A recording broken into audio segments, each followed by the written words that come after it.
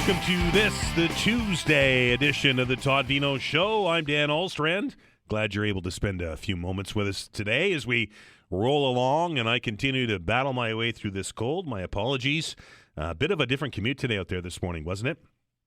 I got kind of used to that lower traffic volume that we saw during the holidays. You know, those commutes where essentially there was very little traffic and there was very little traffic snarl-ups. Well, that certainly came crashing to an end, no pun intended there, with people getting back to work, getting back to school, and that little skiff of snow that is on the ground out there this morning, leading to some slippery conditions. And as I understand it this morning, several fender benders out there on the commute. So the good news is it looks like the weather's improving, at least temperature-wise.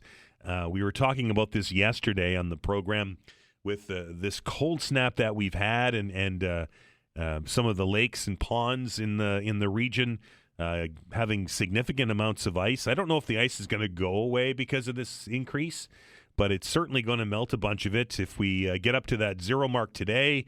And then Alistair says moving into midweek, we're looking at 15 millimeters of rain and temperatures around 6. So if you think about it, that's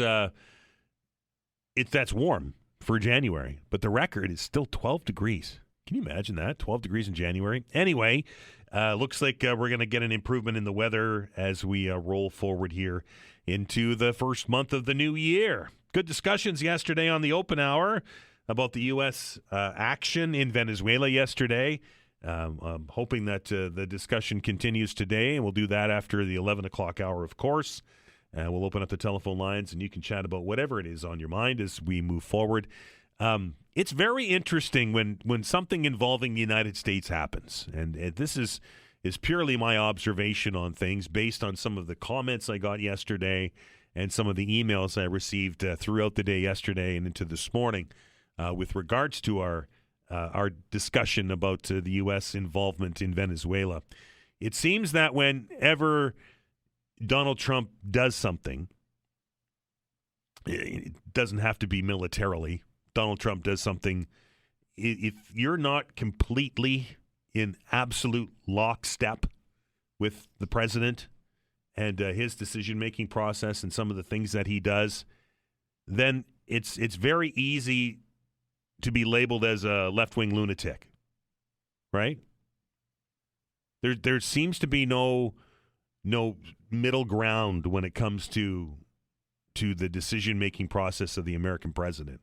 Either you're with him or you're against him. That's it. And I think that's part of the reason why we're seeing such a divide in the United States and to an extent here in Canada. It's like we have lost the ability to have middle ground on issues, right? Some suggesting yesterday that the military action in Venezuela was warranted. Some suggesting that the people of Venezuela will be very happy about that. Some of the interviews and some of the stories that I've read with regards to that has certainly many people in Venezuela happy. We know that the Nicolas Maduro regime was a dictatorship, and he was, for lack of a better term, not a nice man. But the other side of that coin is should a nation be allowed unilaterally, or at least the leader of a nation be allowed unilaterally to make the decision to execute a military operation inside a sovereign nation and essentially capture a sitting president? That was where the cornerstone of the discussion was yesterday. Some of you suggesting that there was precedent for this, and there's no doubt about it. There has been. The Americans have plenty of precedents with regards to regime change, be it overt like this one or covert like other nations that we've seen where there has been actions done in the shadows to help facilitate regime change, shall I say. But this time around, it just feels to me to be so very different. It's that either Either you completely support President Trump and his decision-making on various topics, and if you don't, then you're immediately branded as some kind of left-wing lunatic. And I don't think that's healthy at all. I think there should be discussion on things like this. There should be governments held to account when they make a decision.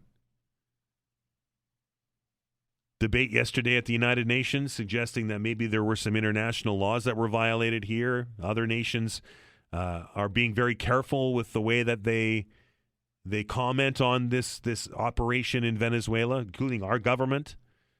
Mark Carney and Anita Anand being very careful with their words as to not catch the ire, I think, of the president. We know that there are still ongoing discussions, well, at least behind the scenes, maybe in corners of rooms with regards to trade. But the Brits are being very, very careful with the way that they describe this. The Germans being very careful. The French being very careful with the way they describe this, because I think they're concerned that will upset the U.S. president, and then they're going to face the tariff wrath again. I'm interested in what your thoughts are on this as we'll continue that discussion. There was a number of you yesterday that we didn't get to. I hope that you can call back today during the open hour and we can continue the conversation, because I'm very curious to hear what your thoughts are. We are also going to, in this hour, have a conversation with the political science professor down across the line in the University of Maine. We haven't talked to Mark Brewer for some time, so we're going to get his perspective of what this means domestically and internationally, and also going to see what his thoughts are on the ongoing situations here with Canada and the United States. I had a conversation yesterday with somebody who traveled to the U.S. Over the Christmas break and had purchased a vacation a year or so ago, more than a year or so ago, and kept putting it off because they were concerned about traveling to the United States. But then it got to the end of the road, and it was either lose that investment or take the vacation. They took the vacation. I wonder if you're still as steadfast in your resolve to avoid travel to the United States, given the ongoing situation with between Canada and the United States, and also, of course, this increased rhetoric over the last 24, 48 hours. The president of the United States saying that he's got his eye on Colombia and he's got his eye on Cuba, and then he's also reignited the debate over Greenland. I wonder if you're as steadfast in your resolve with regards to avoiding going to the United States this winter as you were this time last year. We're almost a year in now, right? To the 4-year term or so of Donald Trump's second tenure at the White House. I'm interested to see what you have to say about that today as well. Congratulations to Team Canada. I know it wasn't what many of us had hoped for. I know it wasn't what they had hoped for, but Gardner McDougall and the rest of Team Canada coming home from the United States with a bronze medal from the World Junior Hockey Championship, beating Finland yesterday to secure the third place overall in the tournament. It's always very interesting to me to watch that third place game because I think it's important, but I don't think it carries the same amount of swagger as it shouldn't, as the gold medal game. And congratulations, of course, to Sweden, who won the gold yesterday at the World Juniors, downing Czechia in the final game of the tournament. It's been a while since the Swedes have won the World Juniors. So now we've had the Americans, we've had the Finns, we've had the Canadians. It's very interesting. I had a conversation yesterday when we were talking about the game last night, and I don't think it's Canadian hockey that is getting worse, right? It used to be that Canada was a pretty safe bet at that tournament. But that's just not the case anymore. Last 3 tournaments in a row, we've lost to Czechia. So I just think the rest of the world is catching up. I think the rest of the world is catching up to the so-called Canadian sports, right? We see this in hockey. We see this in curling. That it used to be that it was that Canada was almost guaranteed to get a medal at these big events, but now the rest of the world is caught up, and that's, I think, because Canadians have gone abroad and grown the game in other countries. Now Canada, not the powerhouse that it once was. And I think that the same can be said in hockey. And I think that when we switch our attention next month to Italy and the Olympic tournaments, both in curling and, of course, what the marquee event is now at the Olympic Games, in my opinion, is men's hockey. I think anybody can win that tournament. I don't think Canada's a shoo-in at all. I think that the Americans have an outstanding program with some outstanding players. I think that the Finns are going to be tough. I think the Swedes are going to be tough. I think the Chechians are going to, as I say it, Chechians are going to be tough. I think that it's going to be an uphill battle for Canada to get into the medal round at the Olympic Games in men's hockey. But that's why we play the games, right, folks? And it's certainly fun to watch. Getting ready to take our first break here on the program. I'm going to have another drink of coffee and see if I can save my voice. When we come back, the Halifax Firefighters Union concerned about response times. You're listening to the Todd Veinotte Show. I'm Dan Alstrand. We're back in minutes.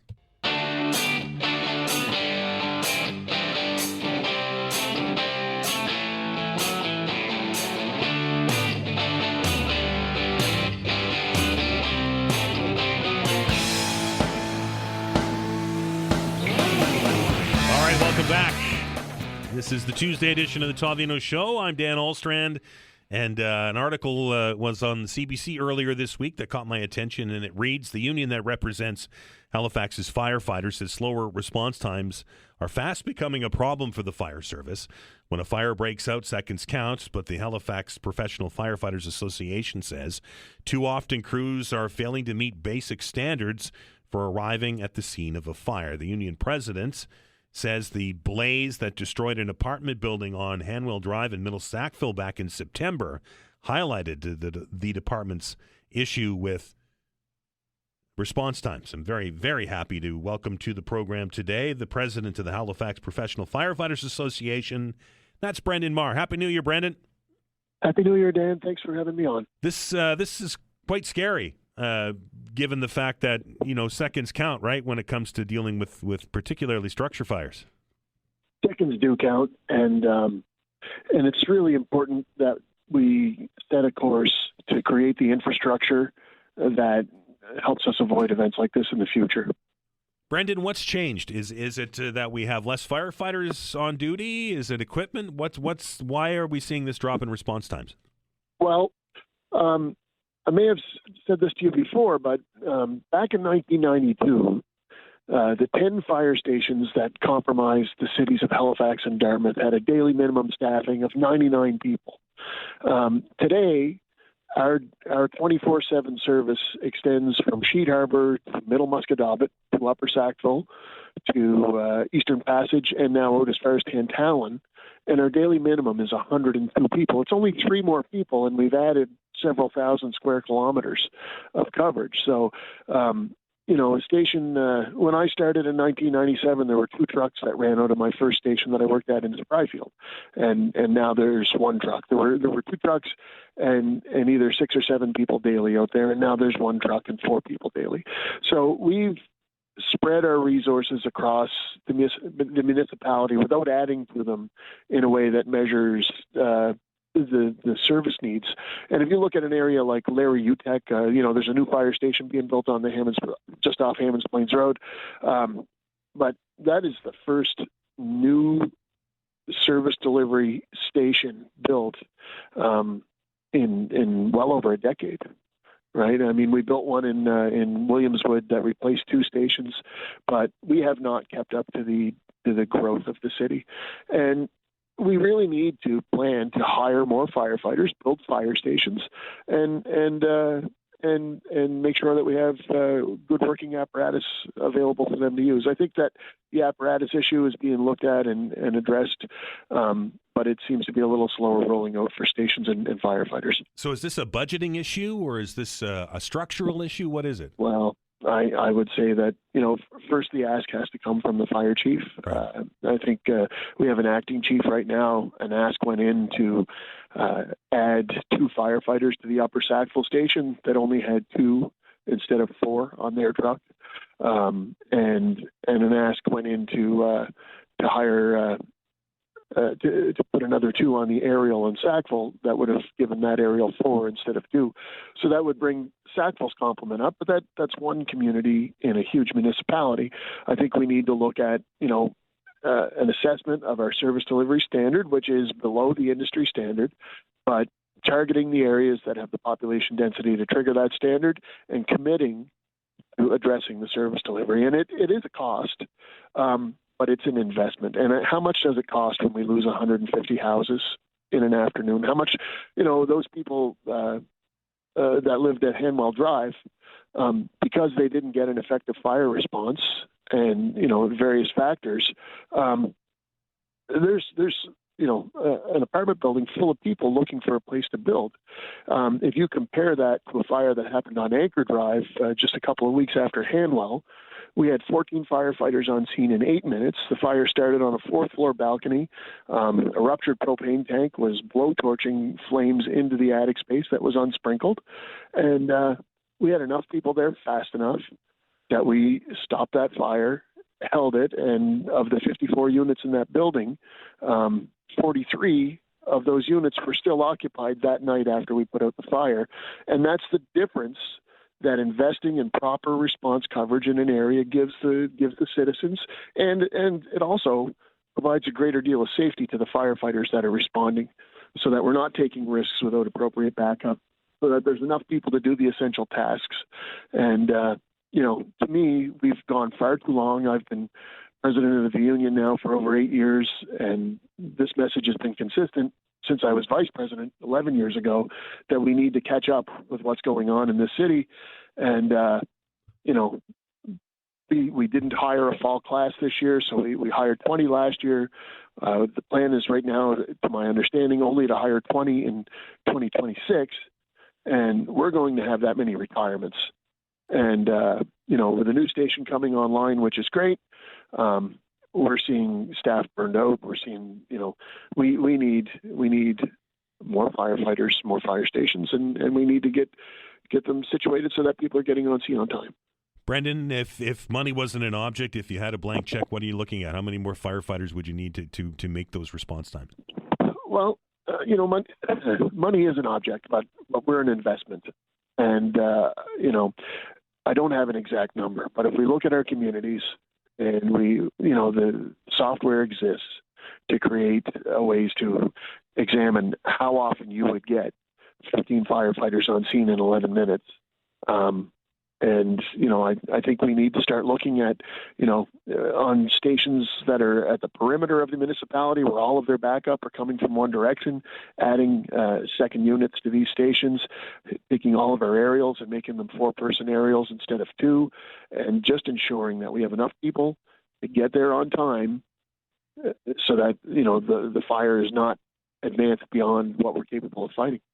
Brendan, we often talk about here on the program some of the engineering issues with the streets in our municipality here, and I'm interested in your thoughts on traffic calming and those pillows and those bumps and those bike lanes.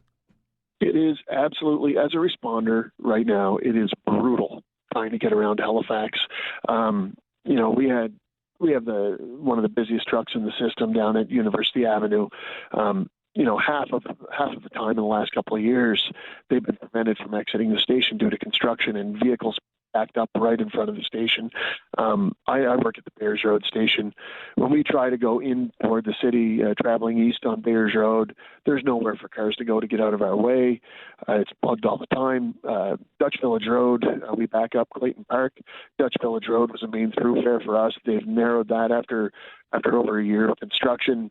That's really challenging to get down now. It's hard to turn our aerial apparatus to make the left turns with the bump outs on these streets that come off of Dutch Village. It's and the speed humps, we have to slow down if our trucks are 30,000-pound toolboxes, and if we hit those speed bumps at speed, we're going to lose equipment and we're going to destroy the trucks. And we have to slow down for every speed hump. People are not moving. Cars are more well insulated. People are not hearing sirens. We're even seeing pedestrians hit crosswalk lights and start to cross the street in front of us when we're coming lights and sirens. It's really challenging getting around. And this is, I think we're in the high 70s when we started tracking our response compliance with our 14 and 11 minutes. We were in the high 70% a few years ago when we started tracking, and now we're barely over 50%. And there's more people in the city, right? And we're getting more calls too. We're just under 20,000 responses this year, and a couple of years ago we were down around 12,000. Right. So, yeah. So we're doing more with less and making getting there more difficult. Yeah, I wouldn't necessarily say less. There have been investments, and we have been supported from moving backwards with our resources. It's just the demands on the resources have increased. So, we were down to about 450 members about 10 years ago, and now we're at about 590. So there have been investments, but these were after years of contraction. And so we shrunk the service while the city grew. Then we grew the service conservatively while the city grew rapidly. And we're just not keeping up. And we have to set a path forward. We have to hire 20 in the spring and in the fall. That's when we can train them. When it's not too hot and when it's not freezing winter conditions, we can train 20 effectively with the resources we have in the spring and the fall. And we need to hire and build. It's not like there's a lack of interest in people becoming firefighters, right? It's just a training capacity. Yeah, recruitment is, it's a desirable job. It's a lot of people. The job's attractive. We always have a lot of people apply. It's very competitive to get in, and it's just the issue of committing to this moving forward. And I recognize that the city councilors have many changes, and we talk a lot about the tax burden. We have to change the narrative when it comes to the fire service. What's the tax burden on those people that are losing their homes and their apartment buildings because we're not mounting an effective fire response? I'm sure they would rather pay another $10 a year and have a safer community and an effective fire response. Brendan, I appreciate your time, and I appreciate all your members out on the job keeping us safe. Thank you very much, Dan. I appreciate you some light on the topic. All right, that's Brendan Marr. He is the president of the Halifax Professional Fire Fighters Association. Response times, they're getting down to 50% hitting the response time on fires. And his final point, I think, is the paramount point here is, we talk about budgets. We talk about the budget deliberations that are underway right now, right? And I understand that we have to look at everything. We have to look at ways to save money. But I think that if you ask those people in Hamwell Drive if they wanted to spend a few dollars more on their taxes to have saved their apartment building, if they'd have got the response there, I think probably every one of them would say they would have. Taking another break here on the program. We're going to get an update from Shelley on the news. On the other side of it, it's been a while since we've had a conversation with Mark Brewer, political science professor down at the University of Maine. We're going to talk about this past weekend's action in Venezuela, and I'm curious to see what kind of impacts the Canada-U.S. relationship are having a year in, particularly on the state of Maine, where many of us like to, or used to like to go down and spend vacation time. Mark Brewer will be your guest. You're listening to The Todd Veinotte Show. I'm Dan Alstrand. We're back in minutes.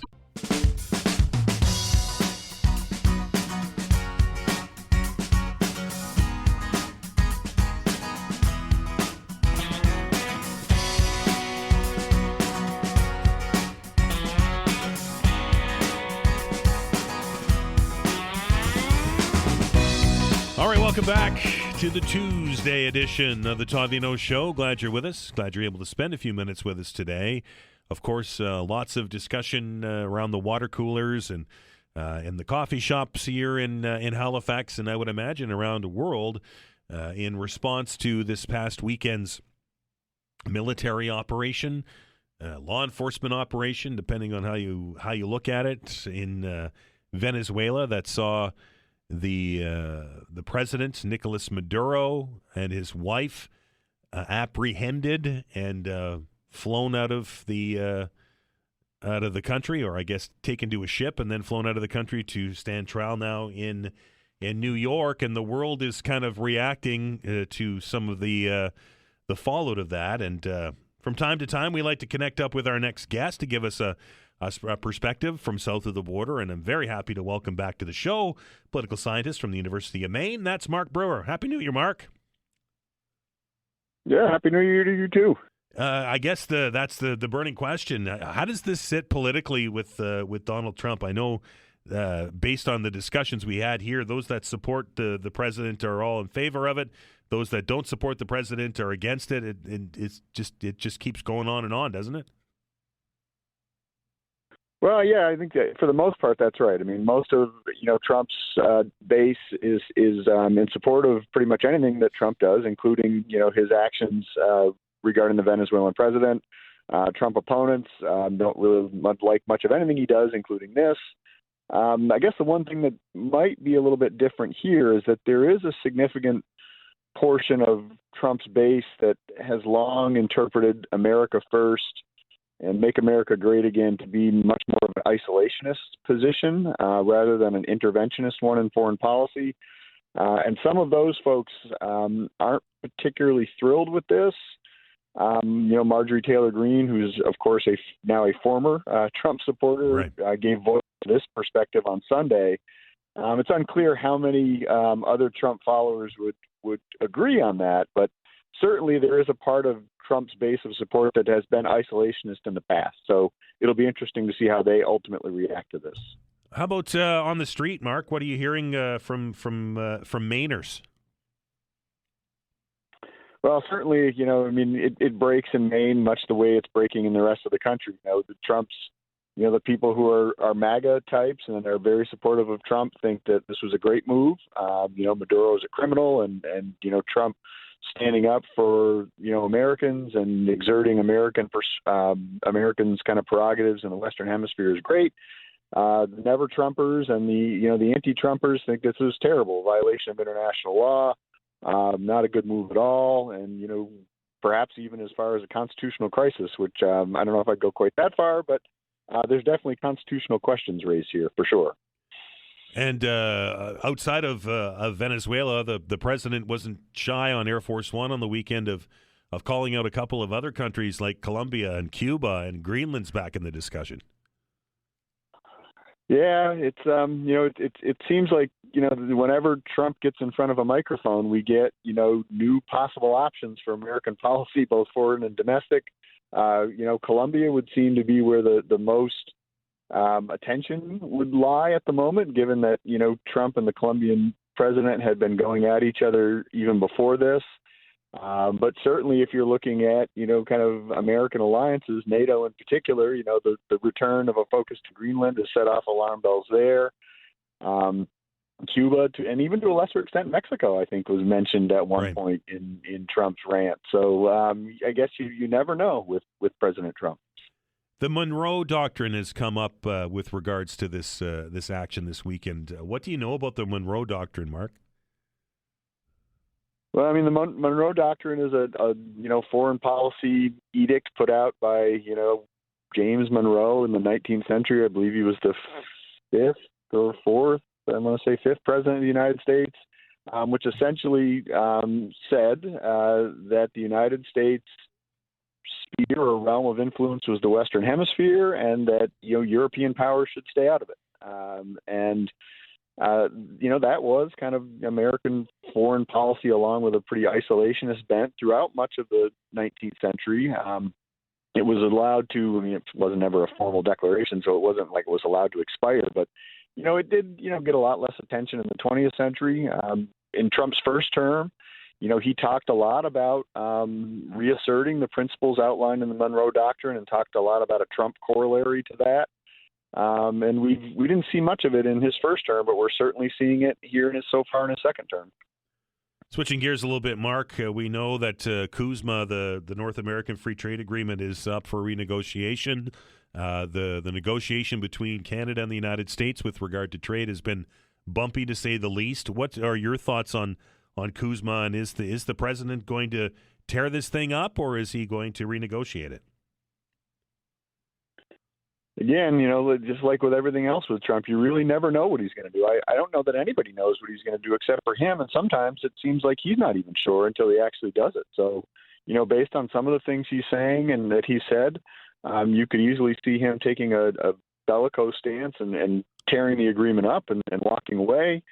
Other times, he's said things that indicate that he is open to renegotiating, at least renegotiating along the lines of something that would be more favorable to the U.S. in his perspective, right? Not that all economists would agree on that for sure, but I don't know what he's going to do. It's certainly something that here in the U.S. hasn't really gotten a whole lot of attention. I guess what's getting most of the attention here in the U.S. politically, Venezuela obviously now is, but before that it was the expiration of COVID-era Obamacare subsidies, which caused healthcare premiums to skyrocket for lots of Americans. It was the cause really of the 43-day shutdown. Congress coming back into session, people were really looking to see if any action was going to happen on that. Then Venezuela happened.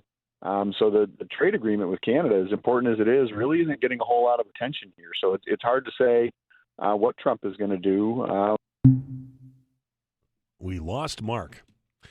Vanessa's going to try and get him back on here. It just sounds like we had one of those dead zones, and we'll get Mark back here very shortly as Vanessa does her work behind the scenes to get Mark back onto the line. Don't forget, coming up at 11 o'clock, we're going to open up the telephone lines and get your thoughts on this latest round of military intervention, I guess. I'm struggling to find the best way to describe what happened based on it being executing a warrant or arresting an indicted person. Or is it a military operation? It's very difficult for me to figure out what it is. Mark's back on the line here. Sorry about that, Mark. No problem. With the relationship between Canada and the United States being as it is, you being in a border state, are you noticing perhaps that Canadians aren't traveling to Maine as much as they used to? Yeah, it certainly has had an impact on the Maine economy for sure, and it's something here that Maine business owners and also Maine government officials have talked about, with a lot of sadness. And there's also a lot of family ties, especially in the northern part of the state, between Maine and Canada, and that's caused a problem. It's interesting. I live in Maine now and have for 20 years, but I'm originally from far upstate New York, and I went there to visit my parents over the Christmas holiday and stayed in a hotel, which when I've been in the past has actually had a lot of Canadians, particularly from Quebec, in it. And that actually wasn't any different this time. The hotel was full. When you would go down to breakfast in the morning, you were much more likely to hear French than English, which is how it normally is. Right. A lot of Quebecers go to upstate New York, so that didn't seem to be a whole lot different. Now, that was just one snapshot of a weekend, so it's hard to say whether that's been the norm. But here in Maine, there's definitely been a decline in Canadian visitors and Canadian economic activity, and Mainers are suffering as a result of that for sure. They wish that was not the case. It will be interesting to see if that trend continues, Mark, given the fact that we're a full year in now, and I wonder if Canadians' resolve is as strong as it was 12 months ago. Yeah, it will be interesting to see. I know a lot of Maine business owners are hoping that, whether their resolve weakens or if they, start to maybe separate Maine from the president's actions a little bit. I think a lot of Mainers are hoping that their Canadian friends and neighbors come back, especially over the summer. Bottom line, Mark, this military or law enforcement or whatever action you want to call it in Venezuela on the weekend, does that hurt Donald Trump politically at all? Too early to say, I think. We haven't seen any polling data on it yet, so which is one way we measure whether it's helped or harmed. Obviously, it's not the only way, but it's one. But I think that's really a short-term perspective. I think the big story is going to be how this plays out, kind of more medium and long-term, right? I mean, what's going to happen now? And I don't think anybody knows that yet.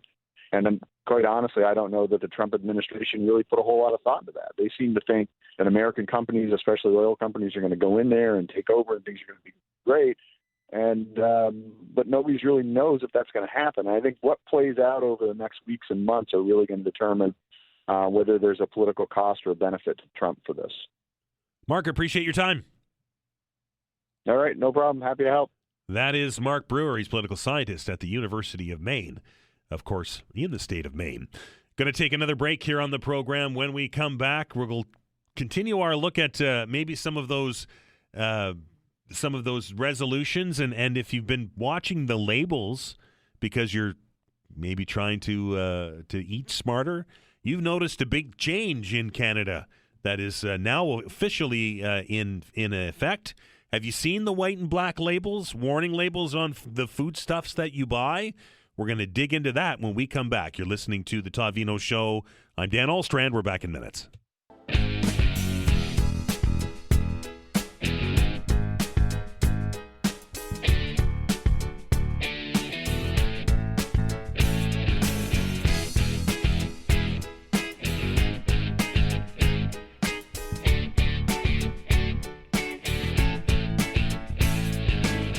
So you've no doubt been wandering through the aisles of your local grocery store and have noticed a change to some of the packaging that is attached to the foodstuffs that you would buy on your weekly shop. You've noticed they're rectangles, they're white, and they have black lettering on them, and they're warning us of some of the bad things that are attached, or I guess included in the products that we're buying. I see high sodium. I see high sugars. Well, this is warning. These nutrition warning labels are now required in this country, and we're very pleased to welcome to the show today to tell us a little bit more about this, principal investigator of the Nourish research team at Nova Scotia Health. That's Dr. Leah Cahill. Dr. Cahill, how are you?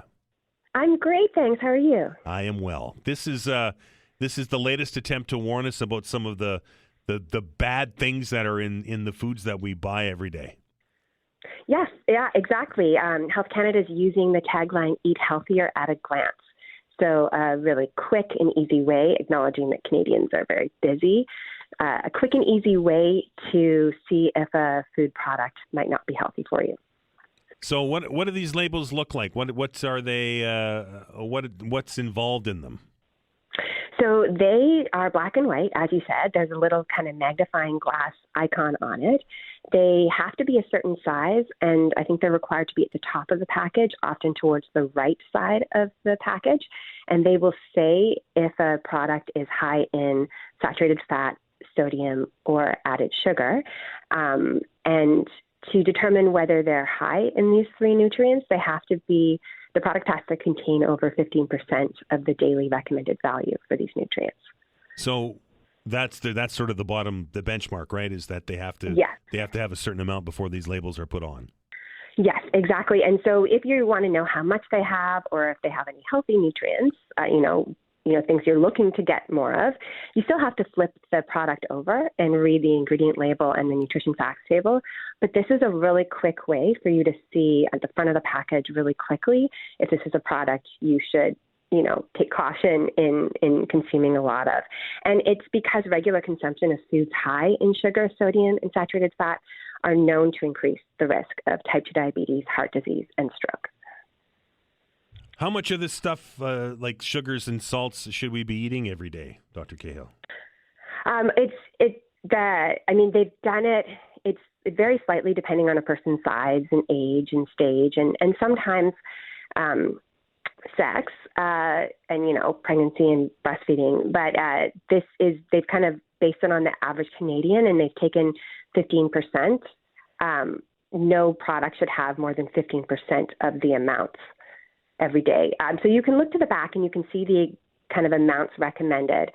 I try not to get like too caught up on actual like grams or anything, because that gets people confused and it takes a long time.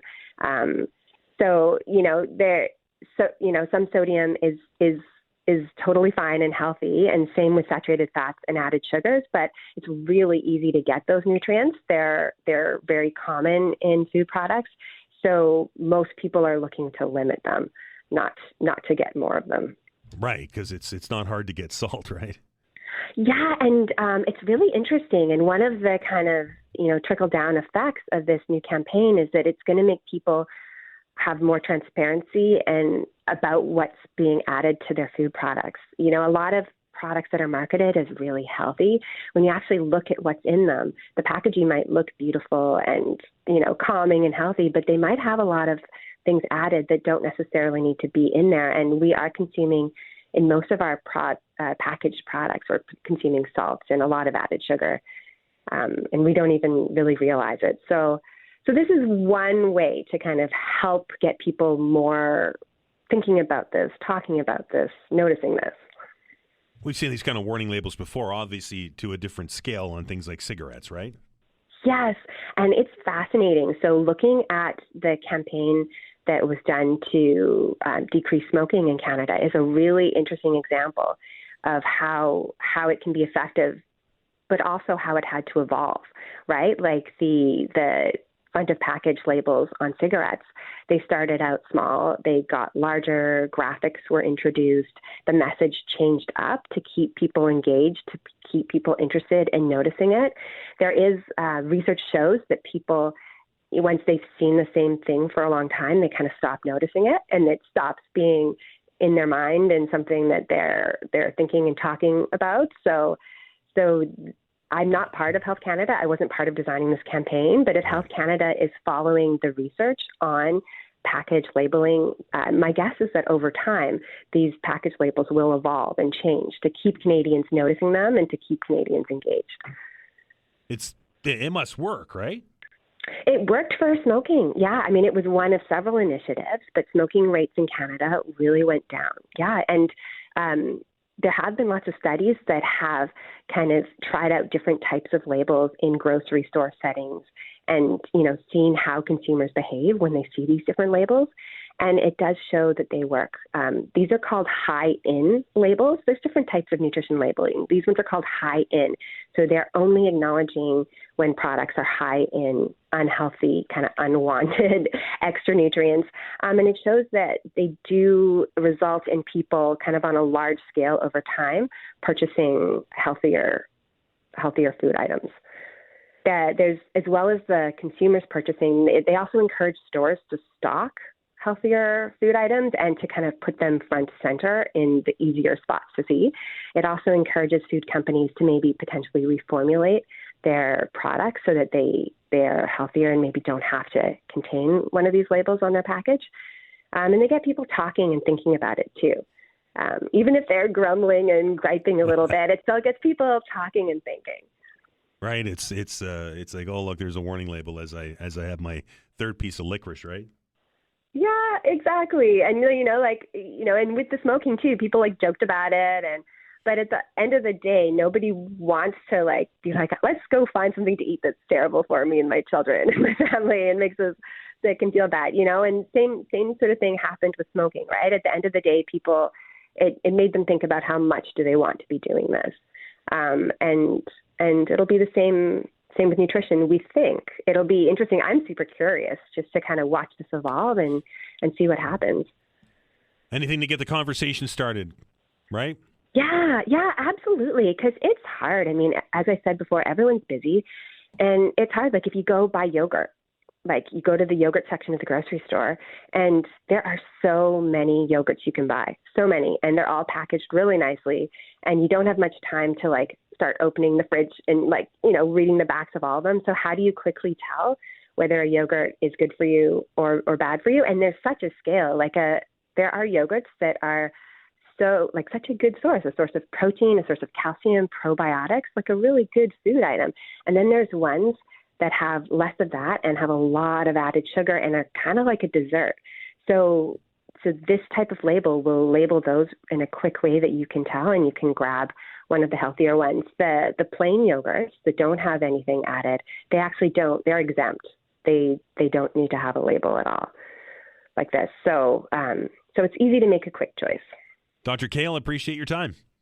Yeah, it was great to talk with you. That is Dr. Leah Cahill, principal investigator of the Nourish research team over there at Nova Scotia Health. Going to get an update on the news here, and then after 11 o'clock, we'll throw open those telephone lines. 902-405-6000 or 1-877-801-8255. It's time for the open hour. Again, 902-405-6000, 1-877-801-8255. Your calls after the news.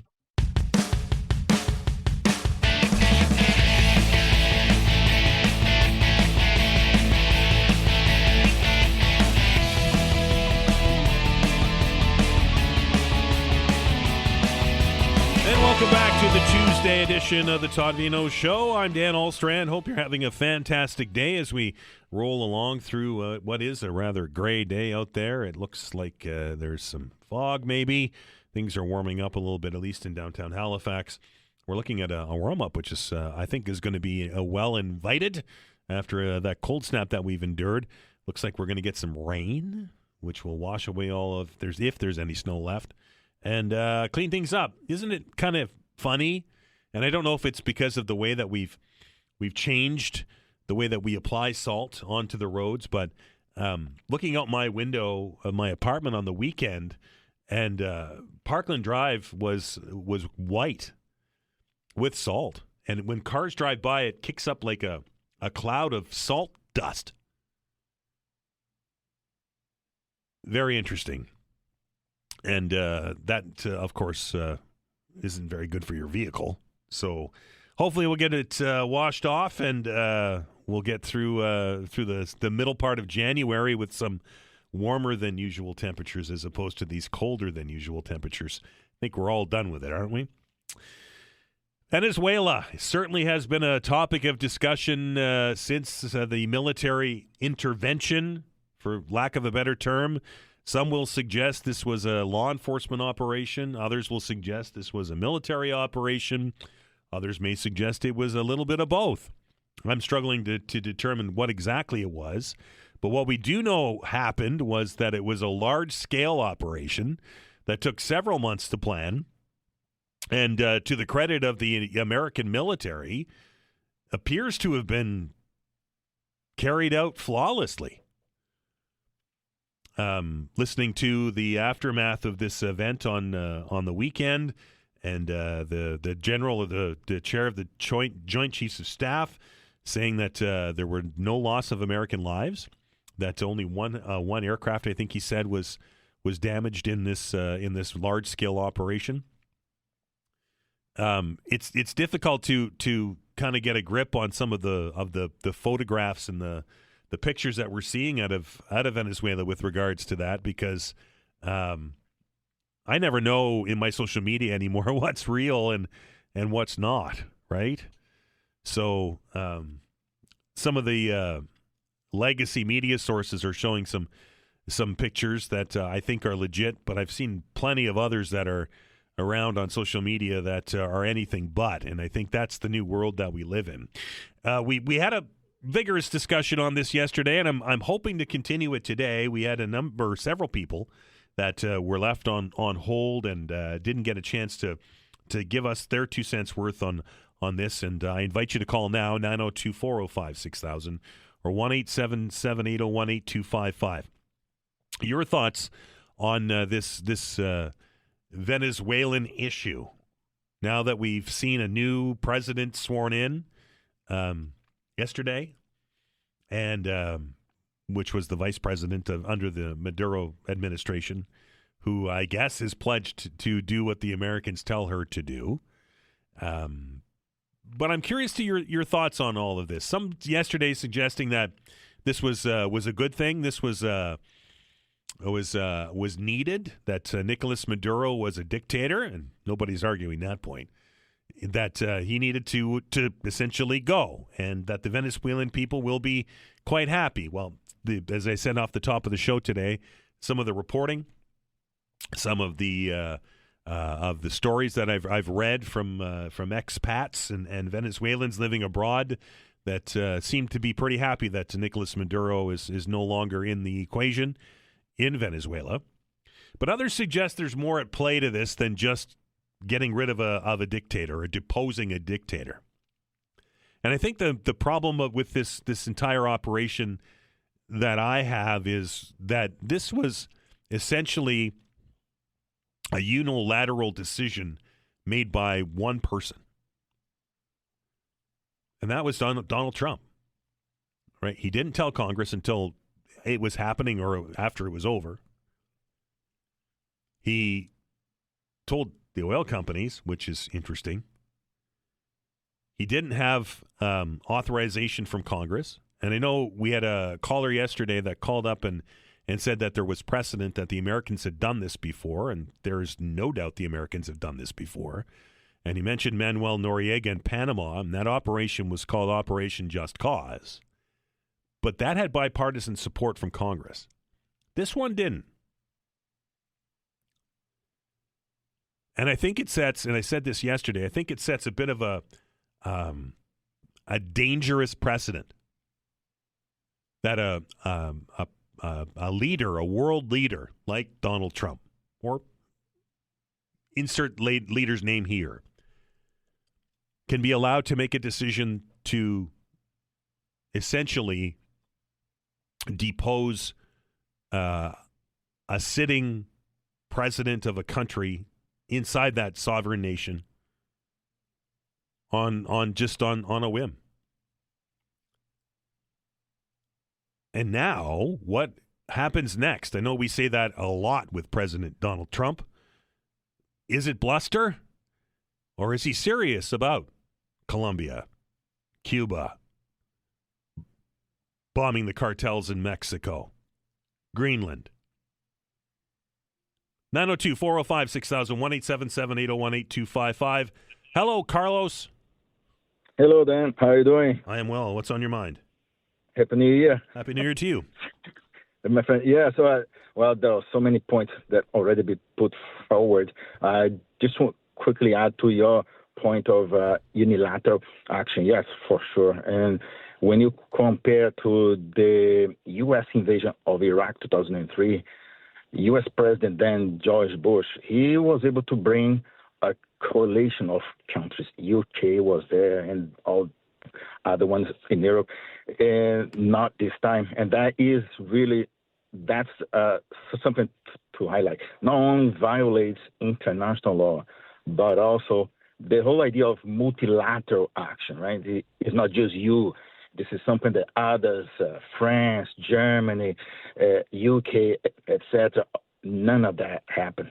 And that is really telling about this action. But when you come to, when it comes to Trump, it's not so much of what he's talking about it, but what he has stopped you talking about it. And that is cost of living, right? Not long ago, cost of living that was a topic that was going to hurt him on the midterm election. Well, we are no longer talking about that, are we? He's not going to invade Greenland or Cuba or Colombia, but he has succeeded. You and people stop talking about cost of living. So that is what Trump is good for, right? Is to make you stop talking about a topic that hurts him. But that's just my view, my friend. I appreciate it, Carlos. Thank you. Have a good one. 902-405-6000, 1-877-801-8255.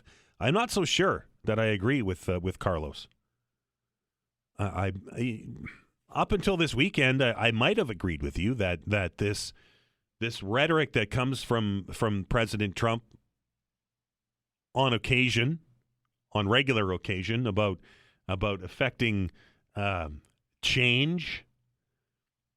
I mean, we've heard it countless times over the last 12 months, and even before he was inaugurated into his second term, about some of these places that he wasn't happy with the leadership there, and then of course lays out the whole narco drug running situation. But I think that the Greenland thing, I probably wouldn't have said that I thought that this was on the table until this weekend. But I think that it's very much on the table. And I think it's very much on the table for Colombia and very much on the table for Cuba. And I think that the President of the United States on the weekend showed that he's not afraid to, bend international law, stretch international law to see his way. And if he has done it here, then what's to say he won't do it in Greenland, or in Colombia, or in Mexico, or in Cuba?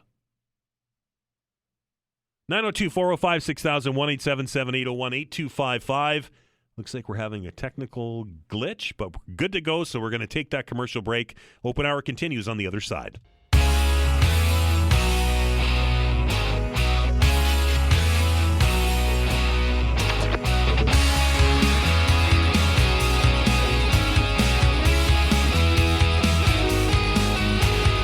All right, welcome back. 902-405-6000, 1-877-801-8255. A couple of emails before we get to the telephone lines. This one comes to us from Mark. It says, one thing you keep reiterating over and over is that the U.S. has no business entering another sovereign country and to kidnap its leader, but you fail to state that Maduro was never elected in any way, shape, or form by the majority of the people of Venezuela. The world in general understands that Maduro uses threats and intimidation to declare himself the leader. Go ask some 7 million plus Venezuelans that fled the oppressive dictator and ask them your thoughts on the U.S. removing Maduro. Dan. And that comes to us from Mark. This one comes to us from Colin, and it reads, hey, Dan, I've been reading a lot of trash online about this whole situation, but the overwhelming attitude from Americans seems to be that their laws are enforceable globally. Correct me if I'm wrong, but don't American laws only apply within the borders of America? If a warrant is issued for a suspect of a crime from a court in the United States, and if they want to get a suspect who is outside the country, law enforcement officials in the U.S. work with officials in the country, and the suspect is apprehended and extradited back to the United States. For an example, an American FBI or DEA or state trooper couldn't come to Canada to arrest you, and by that he's referring to me. The RCMP could arrest you and then ship you to America to stand trial. So shouldn't the proper way for the states to get Maduro have been to issue the warrant, reach out to authorities in Venezuela, then Venezuelan authorities arrest and extradite to the United States? Obviously, that would never happen, but that doesn't allow America to invade and kidnap a leader. People keep trying to make this issue a one side or the other type of situation. I keep coming back to two wrongs don't make a right. And that comes to us from Colin. Hello, Renee. Hello, Dan. Hey, Sandra. Happy New Year. Happy New Year to you. We just wanted to wish our daughter, Vanessa, a very happy birthday. Oh, my goodness. Is it her birthday today? Yeah, you better get a cake soon. Yeah, this. Sorry, go ahead. We enjoy listening to you, and we really, really wish we could be there and give her a big hug. So do that for us. Well, Vanessa doesn't. She knows I'm not a hugger, but we'll do our best. How's that? Okay. That's okay. great. Vanessa? Okay, Thanks, Mom and Dad. Happy birthday, Vanessa. She Oh, tried to get away Thank without you. telling me I it was really did. her birthday today. We knew. We're calling from Portugal, Wow. but we are there. Well, I appreciate you doing that, and we will do our very best to make it a special day for her. Okay. Thank you. Thank you, Bye-bye. Vanessa's mom and dad. Bye, Mom and Dad. See, Vanessa, you can try to be There coy. are no secrets here, clearly. There Right. are no secrets. All the way from Portugal. All the way from Portugal. Look Yeah. at that. It's wonderful. Thanks so much. I really appreciate it. Happy birthday, Vanessa. Thank you. I have to ask the question now. You're not asking No, for my age, I are would you? never do no, that. Are I was you going to say, kidding? we're not doing that. Come on. Now, that's one secret we can actually keep. Right. But we were talking about this before the break, and that being that it's just past the Christmas season, right? Mm-hmm. And all of the fun and frivolity that happens with that. As a child, did you get maybe The combined birthday Christmas and thing? did the present total shrink a little bit because you were close to that holiday? No, not really. My parents were really big on trying to keep those two things separate. They wanted Christmas to be Christmas, and they wanted us to have our birthday. And when we were living in Brazil, we had absolutely amazing birthday parties around that time. So it was, I never had that problem. Nice and warm too, I bet. Nice and warm too. Yeah, pool parties. There you Something go. that we should be doing, but not here. Well, you can go to the pool. Well, I don't think it'll be open. It No. might be frozen. But anyway, happy birthday, Vanessa. you. And Thank make you. sure all of you that call in today wish Vanessa a happy birthday. 902-405-6000, 1-877-801-8255. I didn't know. I really didn't. Hello, Gloria. Happy New Year, Dan. Happy New Year to you. I hope you're well. And happy birthday to the great Vanessa. There you go. I Absolutely. talked to her. I didn't know it was her birthday. There you go. What's on your mind today, Dan, Gloria? my concern this morning is not Venezuela, not Maduro, but our fire department here, right here in HRM. Right. I listened to Brendan McGuire. I also listened to an interview on CBC with him, and what is happening is terrible. And why aren't people up in arms over it? Well, they should be, You know, I think. I listened with interest, too, when he told how the speed bumps slow them down and Right. how every second counts. Why do we have such an incompetent bunch of people making these decisions who don't have enough common sense to know that that affects the first responders? What is wrong with them? Right. And they keep putting more and more. But the main thing here is get the bicycle lanes in. Because if you have a fire, maybe we'll put our firefighters on bicycles next. Because they'll get through faster than the fire trucks. You know, they can't make the turns with the big vehicles anymore. The streets are narrow. What on earth is happening here? It certainly is, and you're right. I think that people should be concerned about this, Gloria. Like firefighters are, I think, often taken for granted until you need one. Oh, yeah, it's the same with our armed forces. You never hear from them or about them until there's an ice storm or something. Right. They don't even get recognized before that. Same with our firefighters and their police department, you know, and their first responders, all of them. Nobody recognizes their worth and what they do and the dangerous job they have. And when they go out there and they don't have enough firefighters, they're in danger. And firefighters have been suffering for years with cancer because of the chemicals Right. that they inhale and everything. But who cares? How many people really care? I'll be interested to see how many people call in. Or is it all about Venezuela? Well, we'll have to see, Gloria. I'm really annoyed. I can tell. Thank you, Gloria. Yeah, you're welcome. Have Thank a great you. day. 902-405-6000, 1-877-801-8255. I mentioned it during our interview with Brendan Marr today that, we're in a budget discussion. We're in a budget crunch right now. But at the end of the day, if you lose your house because there aren't enough firefighters to respond within the prescribed amount of time, would you be willing to spend an extra $10 on your tax bill to ensure that didn't happen?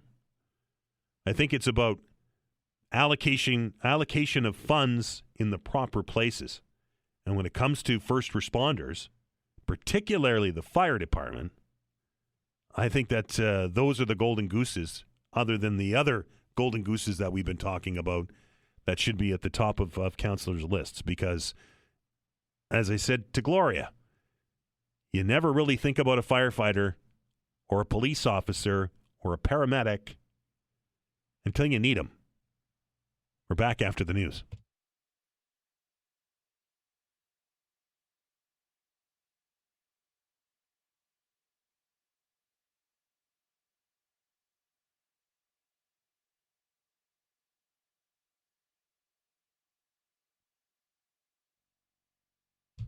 Okay, maybe we're not coming back after the news. We apparently have another one of these gremlins that are attacking our system. So to prevent it from you listening to silence, you get to listen to me talk until Vanessa and our technical team get the system back up and running to get the commercials on, and then we'll go to the news. 902-405-6000, 1-877-801-8255. That is the number if you want to join the birthday celebration, Vanessa's birthday today. Make sure when you call, you wish her a happy birthday. Her parents called her all the way from Portugal. We're back after the news.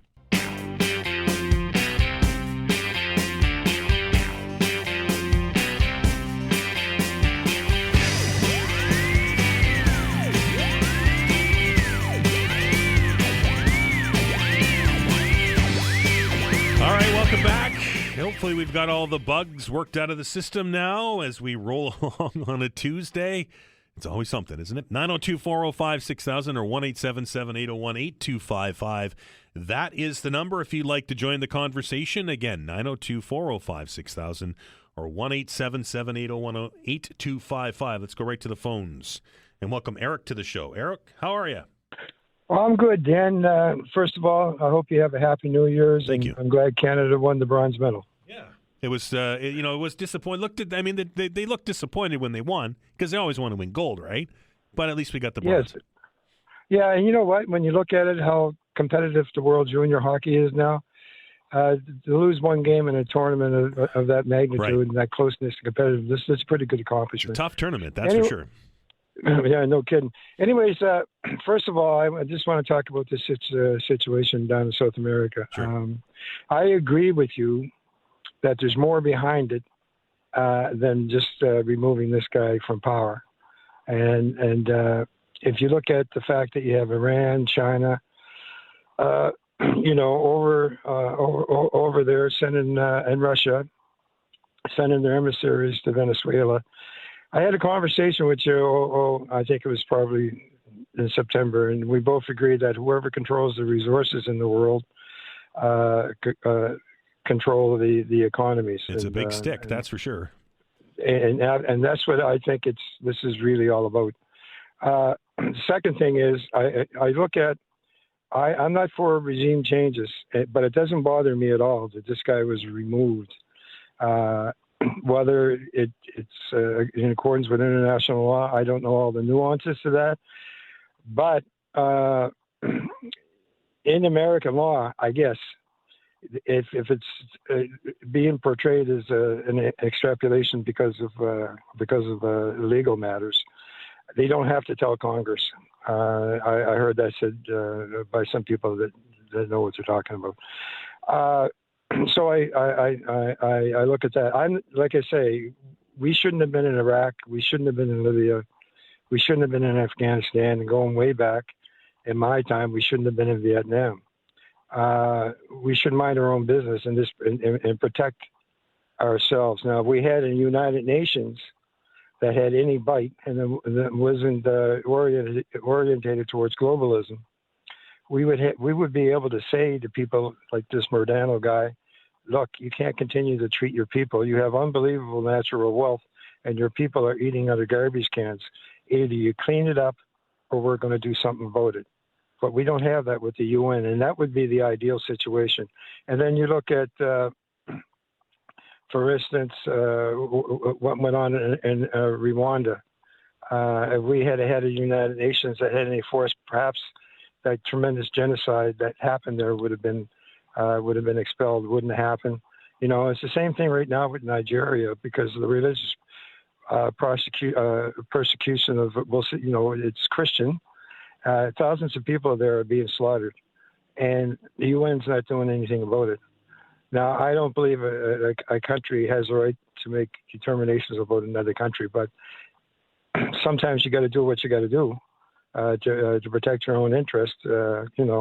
I just feel very, very strongly, though, I don't understand international law well enough, but if they didn't have an extradition treaty with Venezuela, what else are they supposed to do? I really don't know. Do you have any Any comments on that, Dan? Well, some fair points there, Eric. The UN certainly has shown that it really has a lot of bark, but not a lot of bite. There's a lot of discussion on various topics, not even the word like Ukraine, and the list goes on and on and on.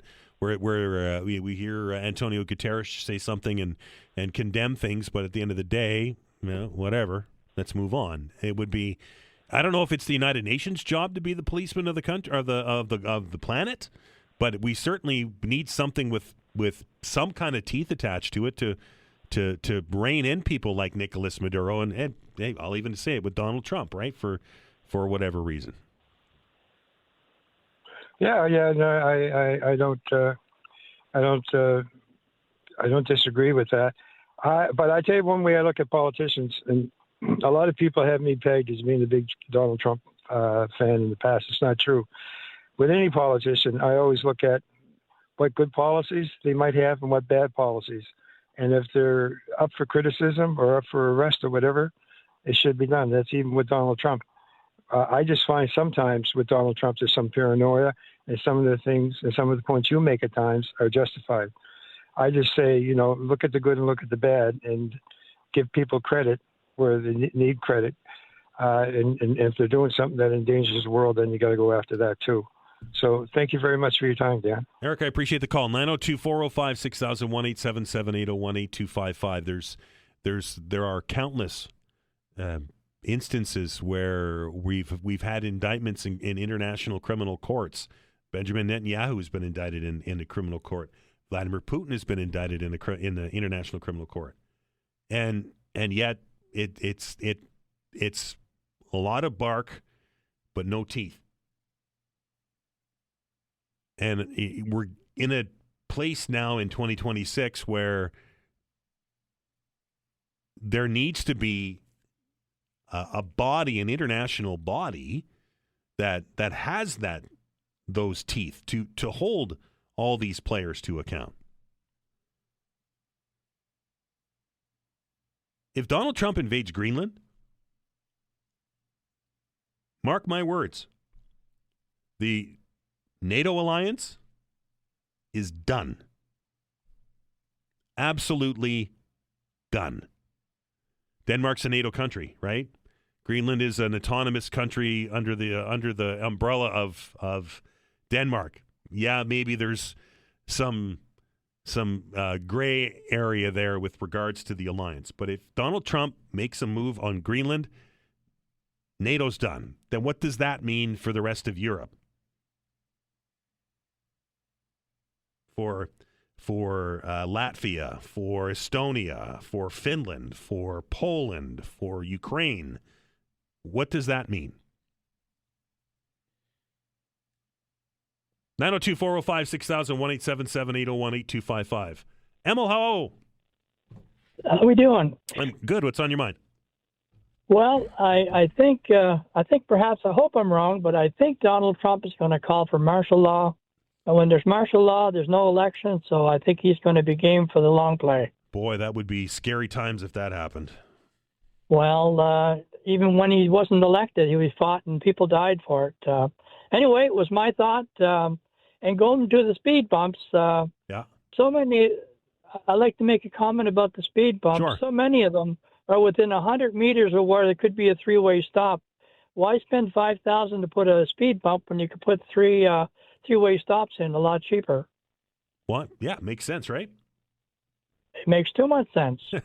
Yet we're paying all these high taxes. Right. Anyway, just my thought. Thanks for listening. Appreciate it. 902-405-6000, 1-877-801-8255. The open hour continues after the break.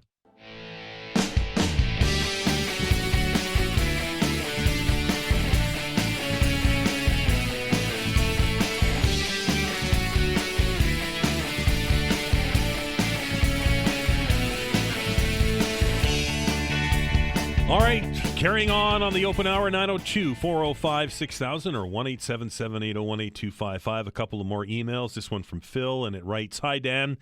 There are supporters and detractors for what Trump has done. They claim it was about human rights, but the betting person will tell you it's about the oil. I fear that the Alberta oil industry could tank because of what Trump has done. Those pro-voices could well disappear as this plays out. I do not see this as a good thing in many ways, and that comes to us from Phil. Also, this one from Alan, and it reads, "Hey, Dan, I heard you call Trump a world leader a few minutes ago. I beg to differ. He's not a world leader. He's a world bully. He may be important, he may be powerful, but he's not a leader. He is a thug, and he doesn't represent me. So he picked up Maduro, another thug. It's like a mobster taking out another in a mob war to get rid of competition. That's the way that I look at it." And that comes to us from Alan. 902-405-6000, 1-877-801-8255. Hello, Tim. How we doing? Quickly on the speed bumps, they should all be getting rid of. It's not only the fire department; it's all first responders, and all houses should have those blue and white number signs on them. Right. And now for your history quiz. Sure. How many times has Congress declared war, and when was the last time? Did they declare it in Korea? Nope. No, they called that a police action. So am I going to say World War II? World War II was the last time. So, and they declared war 8 times in 5 wars. War of 1812, the Spanish-American War, the Mexican-American War, World War I, where they declared twice Germany and the Austro-Hungarian Empire, World War II, right. 3 times Germany, Japan, and Italy. Italy, yep. So all other wars were done on presidential orders. Some Congress may have agreed with or didn't. And also, did you know that in 2020, Chuck Schumer was going on after Trump saying why wasn't he doing anything about Moderna?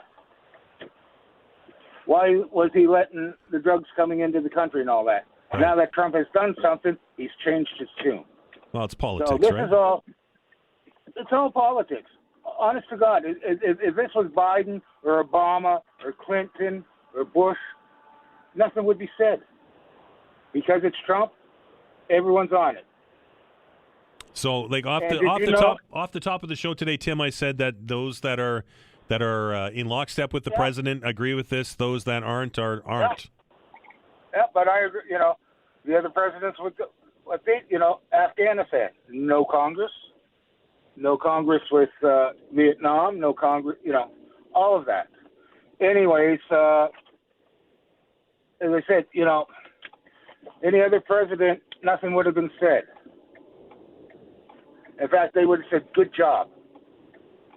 Okay, thanks, Tim. Every president had their wars and conflicts. Yep, that's for sure. Every one of them. Yep. Okay, so,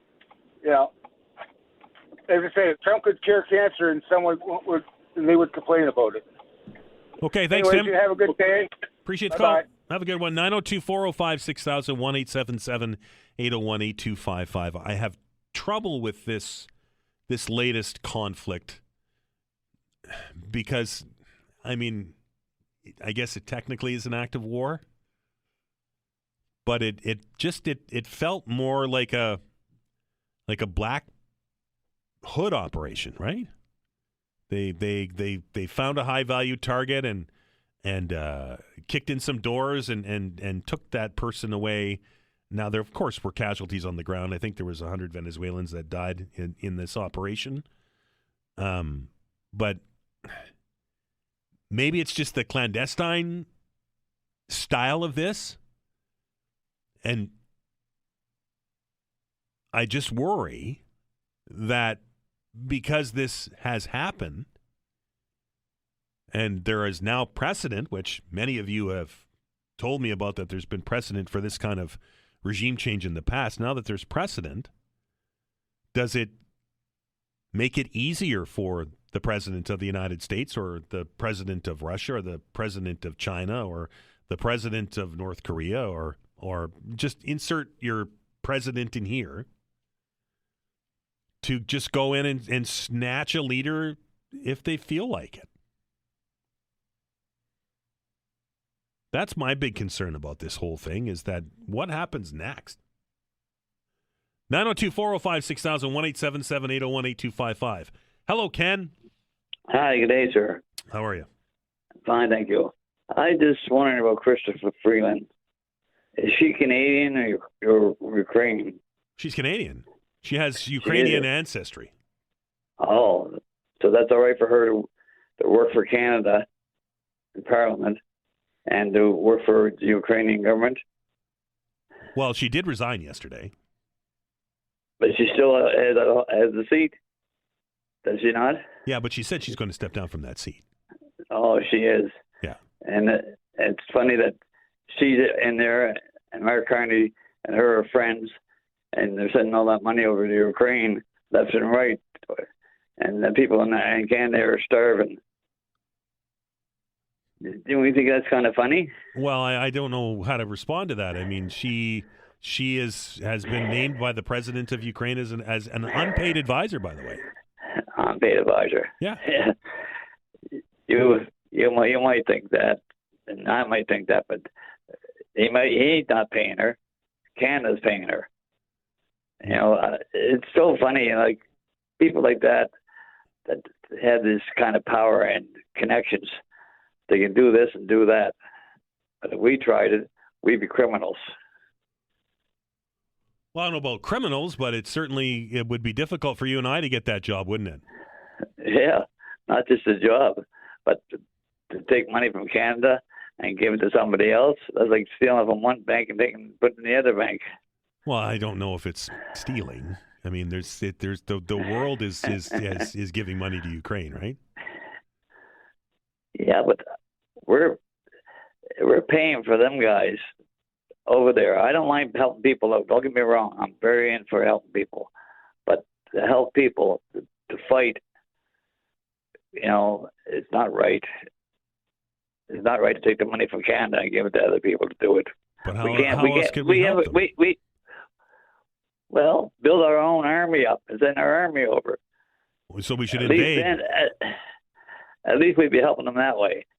But I'm just saying, we have no army. If we went into World War right now with the United States, you think Ukraine would send us money? Well, they don't have any. Right? No, they'd send it on. Wouldn't even send our own back to us. No, that's all I wanted to say. I'm not very happy with that. Appreciate that, Thank Ken. you. Have a good one. 902-405-6000, 1-877-801-8255. Ken's not okay with us sending money to help the Ukrainian effort, but he's okay with sending Canadian troops to do that and putting Canadian soldiers in harm's way. It's an interesting observation. 902-405-6000, 1-877-801-8255. This email comes to us from Joyce. And Joyce reads, our counselors are a bunch of dreamers off in La La Land. They live in a world where there are no fires. And as for Trump and Congress, with people like OAC and Ilhan Omar, they would have alerted Maduro immediately. And that is from Joyce. Well, I think that would violate the Official Secrets Act if they did that. But all opinions welcomed here on the program. 902-405-6000, 1-877-801-825. Don't forget, we're going to get an update here on the news at the top of the hour. And on the other side of it, we'll have a conversation for the first time in 2026 with our friend and scientist and astrophysicist. That's Dr. Rob Thacker. Science Files is coming up here in just a few moments' time. 902-405-6000, 1-877-801-8255. That is the number. I guess the bottom line, folks, is that my problem with this operation in Venezuela is this. A world leader, yeah, I know some of you don't consider him a world leader, but he is a world leader, made a unilateral decision to affect change of president in a sovereign country. Now, was Nicolas Maduro the legit president of Venezuela? Certainly not. Was he a dictator? Absolutely. Was he a bad man? Absolutely. Was he oppressing his people? Absolutely. But my problem with the whole thing is those lines get blurred very quickly. And what kind of case does somebody have to make to remove the next prime minister or the next president? Right?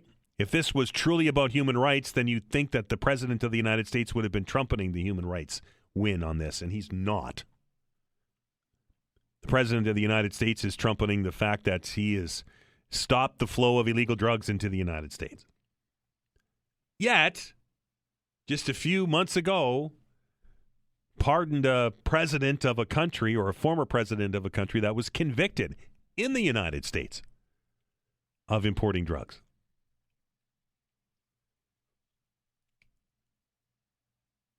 Precedent has been set now. Now we'll watch to see what happens next. And I know that it's easy for us to say, well, what happens next? Or, what the dominoes are all going to fall.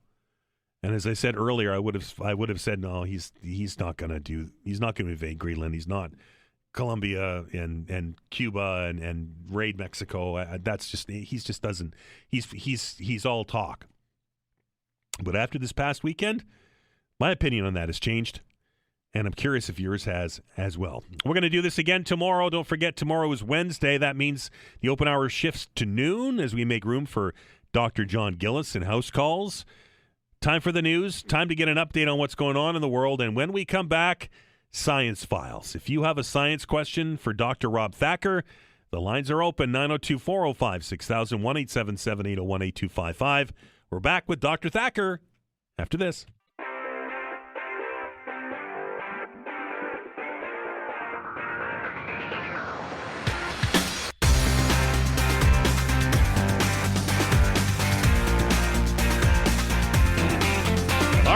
It's time for Science Files, and in the studio with me today, as he is normally on a Tuesday at this time, is our good friend and astrophysicist and scientist and photographer and an AI proponent and opponent. Well, I don't know, AI critic. And there you go. And that's Rob Thacker, of course, from St. Mary's University.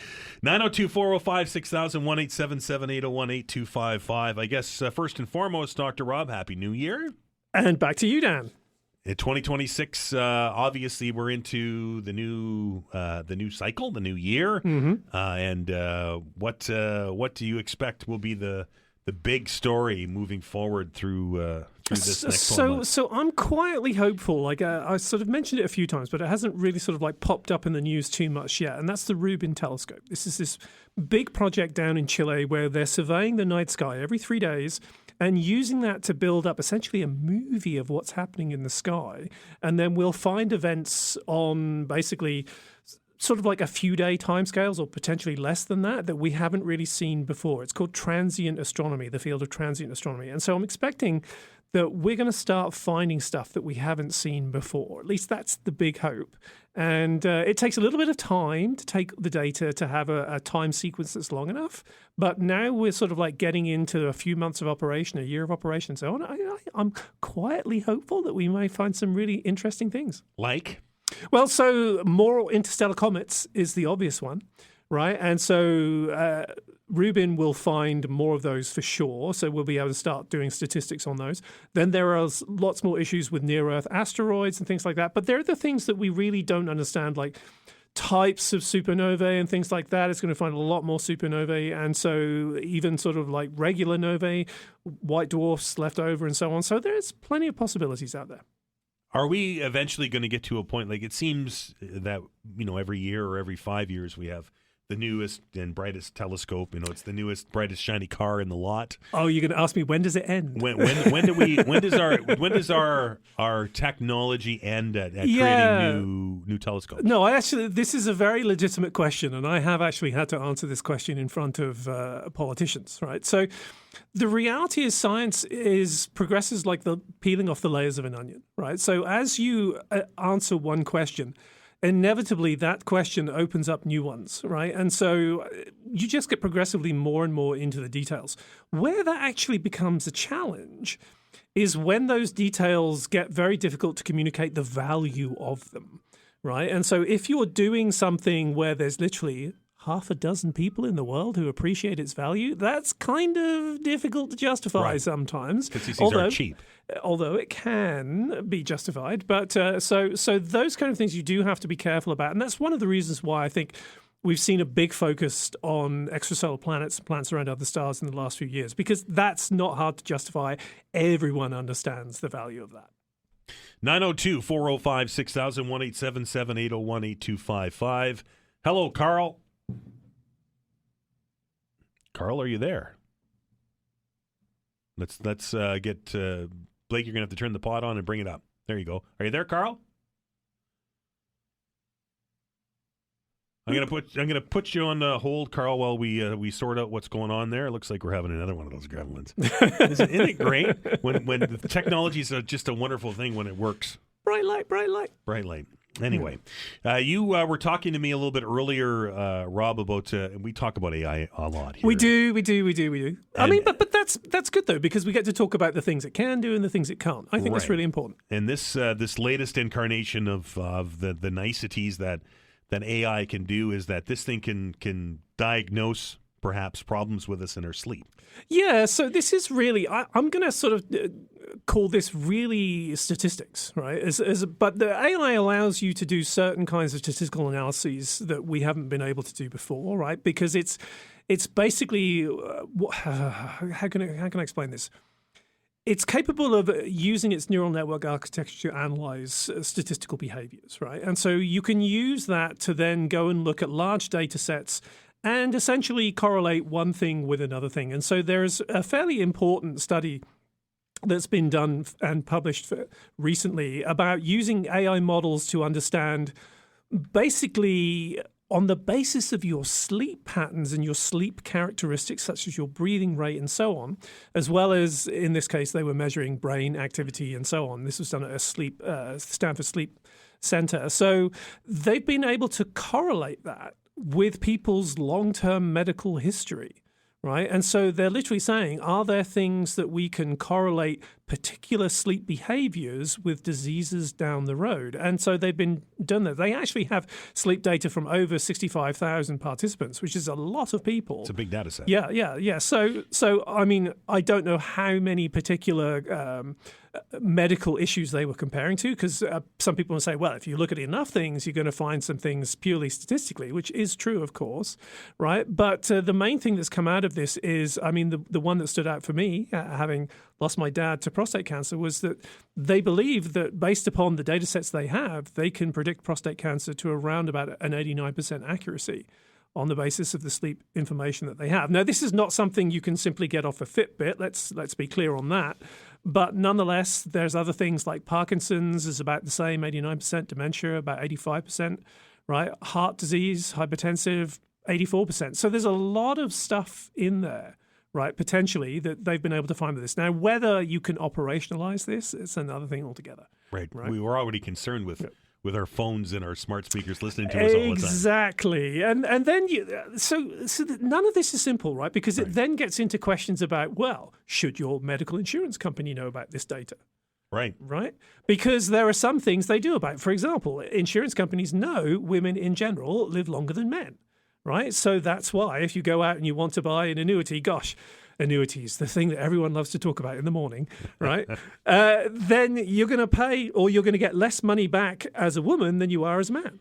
Right, because you're going to live longer. Exactly, right?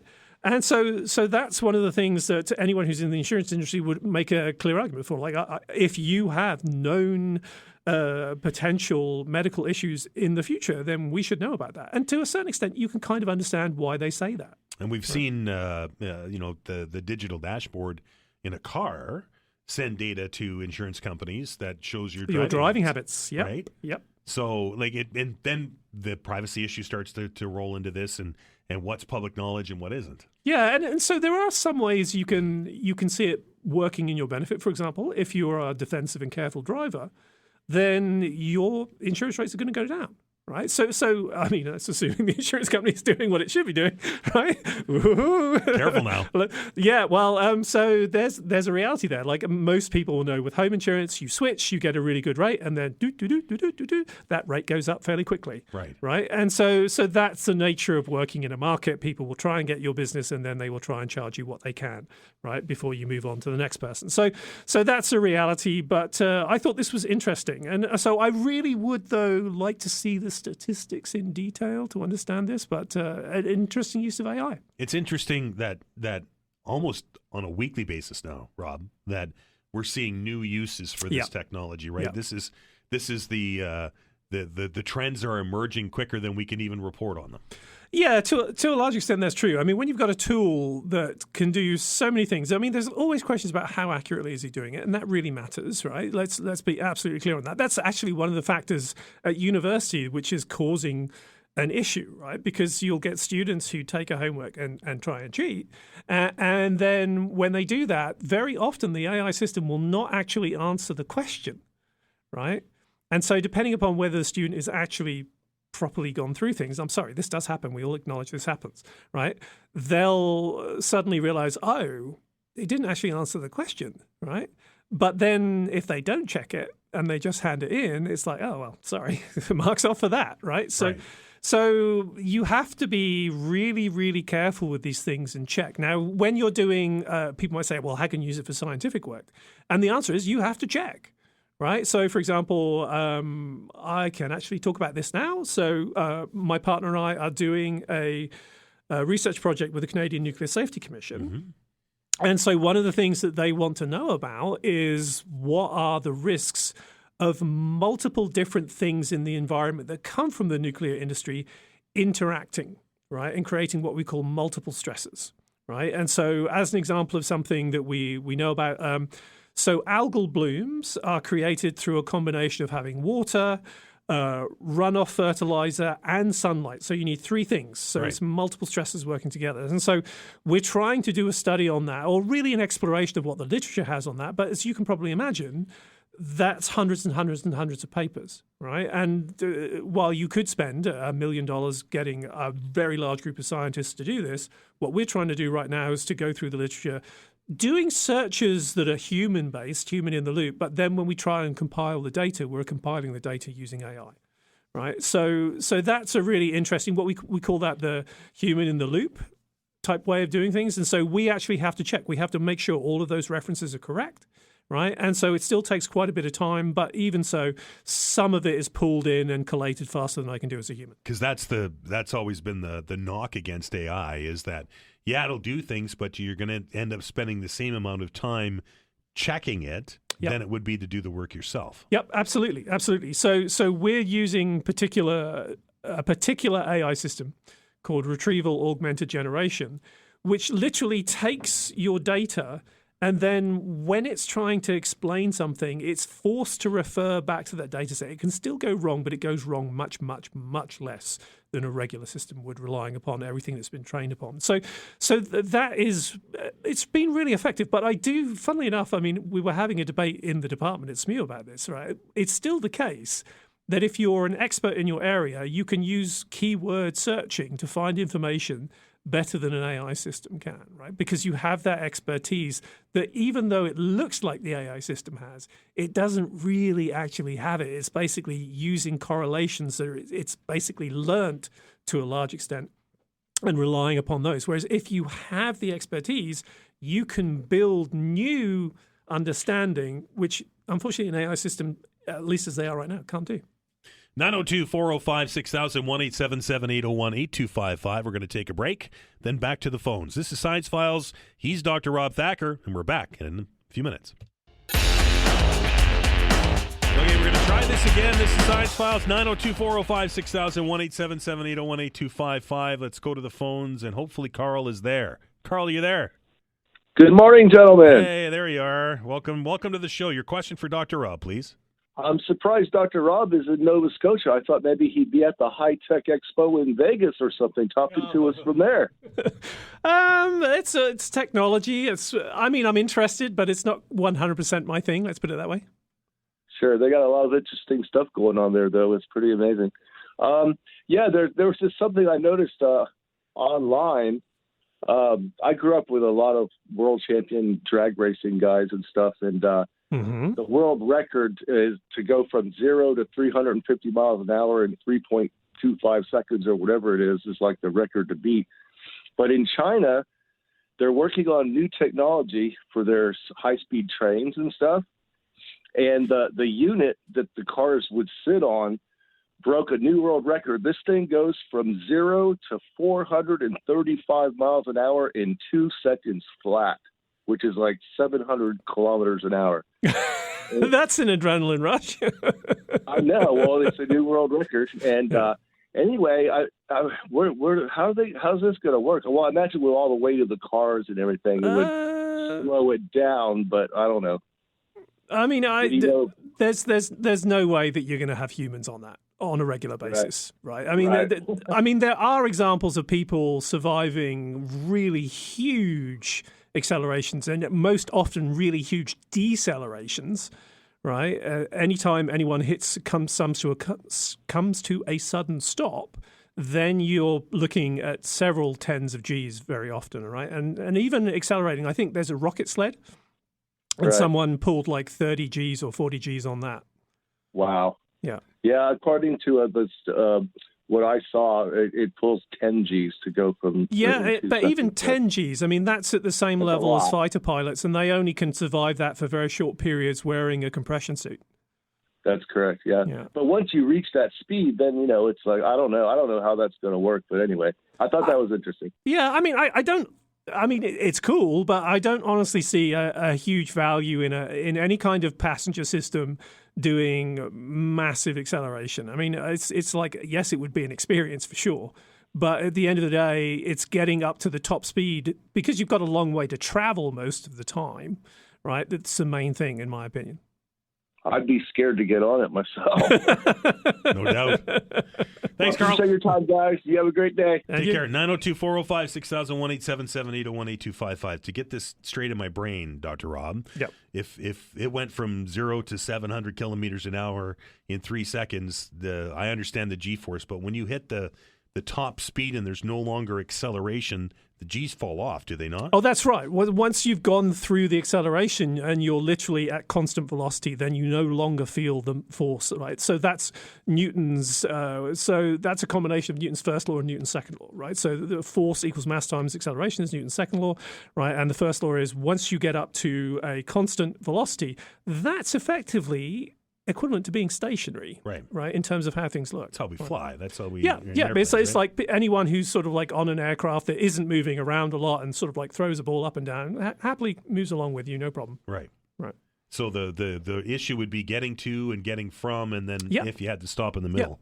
Yeah. So there is one subtlety that we can talk about, but certainly the acceleration phases are when you'll feel the push into your seat. Once you're coasting, one thing that is different in, say, traveling through an atmosphere is that you've still got to do work, right? You've still got to have some kind of thrust to keep you at the constant velocity because you have drag, right? So that's a problem. Whereas if we were in space, no drag. Or a vacuum. Right? Or a vacuum, yeah, exactly. Well, and that's one of the reasons why people talk about vacuum tubes, or have done that for some time, but there's all sorts of engineering issues with those that probably going to mean that they never really happen, right? But no, and at the other end, as you decelerate, then obviously you feel reversed force again. 700 kilometers an hour and somebody else is driving. I don't know. I'm just going to say 700 kilometers an hour and you're driving? Yeah, right. 902-405-6000, 1-877-801-8255. Hello, Craig. Hey, how's it going? Good. Your question for Dr. Rob, please. So more so, I guess, kind of his opinion on it, especially being involved at the university level. And just talking about my experience with AI, I've recently completed a degree in engineering technology and applied science.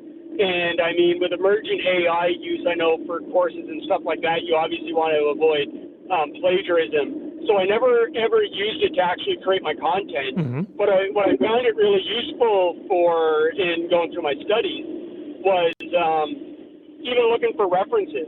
So I used a paid subscription to ChatGPT, which opens up a lot of other features. But like being able to look for open source, peer-reviewed information on topics. Yep. And even once I had a lot of stuff written, I would upload like the guideline from the professor along with the grading rubric, and ask, and then I'd upload all of my references with PDF as well, and ask it, to kind of review my document. And, provide me any recommendations where I could strengthen my argument and also, check it for even formatting to make sure I didn't miss any insight, any of the insight referencing and stuff like that. Okay. So, coming from the university level, how do you, see using it as a tool in that way? Sure, absolutely. And that's some great points there, Craig, because you're using it in a mode where you're using it to augment what you're doing. right? And that actually is one of the best ways you can use it. In fact, we talked about this on the air. There is an MIT study that shows if you make people address a problem, write an essay, whatever, right? And then at the end of that, you say, okay, now you've written this, you can go and put it in an AI system and you can see what it says to actually make changes or whatever. It turns out that those end up firing more parts of the brain than just doing things on your own. So if you're using AI as a tool to help bridge additional capabilities that you wouldn't have just on your own, that is a very effective way of using it and improving your learning, right? But what you don't want to be doing, and this is the key thing we're trying to get at with students so they understand, is using it as a shortcut, right? That's the fundamental problem, because you can do that, right? I literally gave the example of cutting and pasting assignments into AI, getting an article to come out of it, and you can change the style and all sorts of things like that, right? If you then take that information, you can literally put students in a room and you can ask them about their essays, and you can tell, right, if someone hasn't actually written the essay themselves because they can't tell you anything about it. Right. So that's not helping them because they're not actually learning anything. So what we're trying to do in the university environment largely, and I actually just taught a course on AI, and so one of the things that we did was to make students study the material themselves, brainstorm in groups, and then at a point sort of like 2/3 of the way through, then they could start using AI to help build additional perspectives in what they were doing. And that actually seems to have worked pretty well. And there were some cases where they said, yeah, no, the AI didn't really help us very much. Right. But in terms of raw searching, that's one area where there's a big debate right now, because there's still, as I mentioned, people who know things in great detail feel that they are better at keyword searching than AI systems are. But that depends, again, very much on whether you have the expertise or not. Well, and that's it, I guess. So from I would say a professor or, a subject matter expert, like you say, that's going to have experience in that field that could do it faster, 100%. But coming from a student who's not yet an expert in that field and is trying to do the research, I guess, I found before I started using AI, even writing a paper, I found sometimes I'd put 6 to 8 hours into just looking up references and then reading through, is that a strong reference? Is that a strong reference, right? Well, if I used AI to give me, spit out 30 references, and then I could cherry pick from those, still read the articles and say, I like that, I don't. But, even being able to just provide a variety of links for me to even start my searching saved me hours. Sure. No, I know exactly the issue that you're getting at here, and you're getting at the issue that if you don't know the literature, how can you scan it effectively, right? That's a reasonable concern, but what I would turn around and say is it's the hours that students have to expend to get to the point where they do understand the literature and then can search it. How are we going to build that expertise if they just don't get that? They just use the AI system. Right. Thanks, Craig. We're up against the break. Appreciate it. 902-405-6000, 1-877-801-8255. We're back after the news.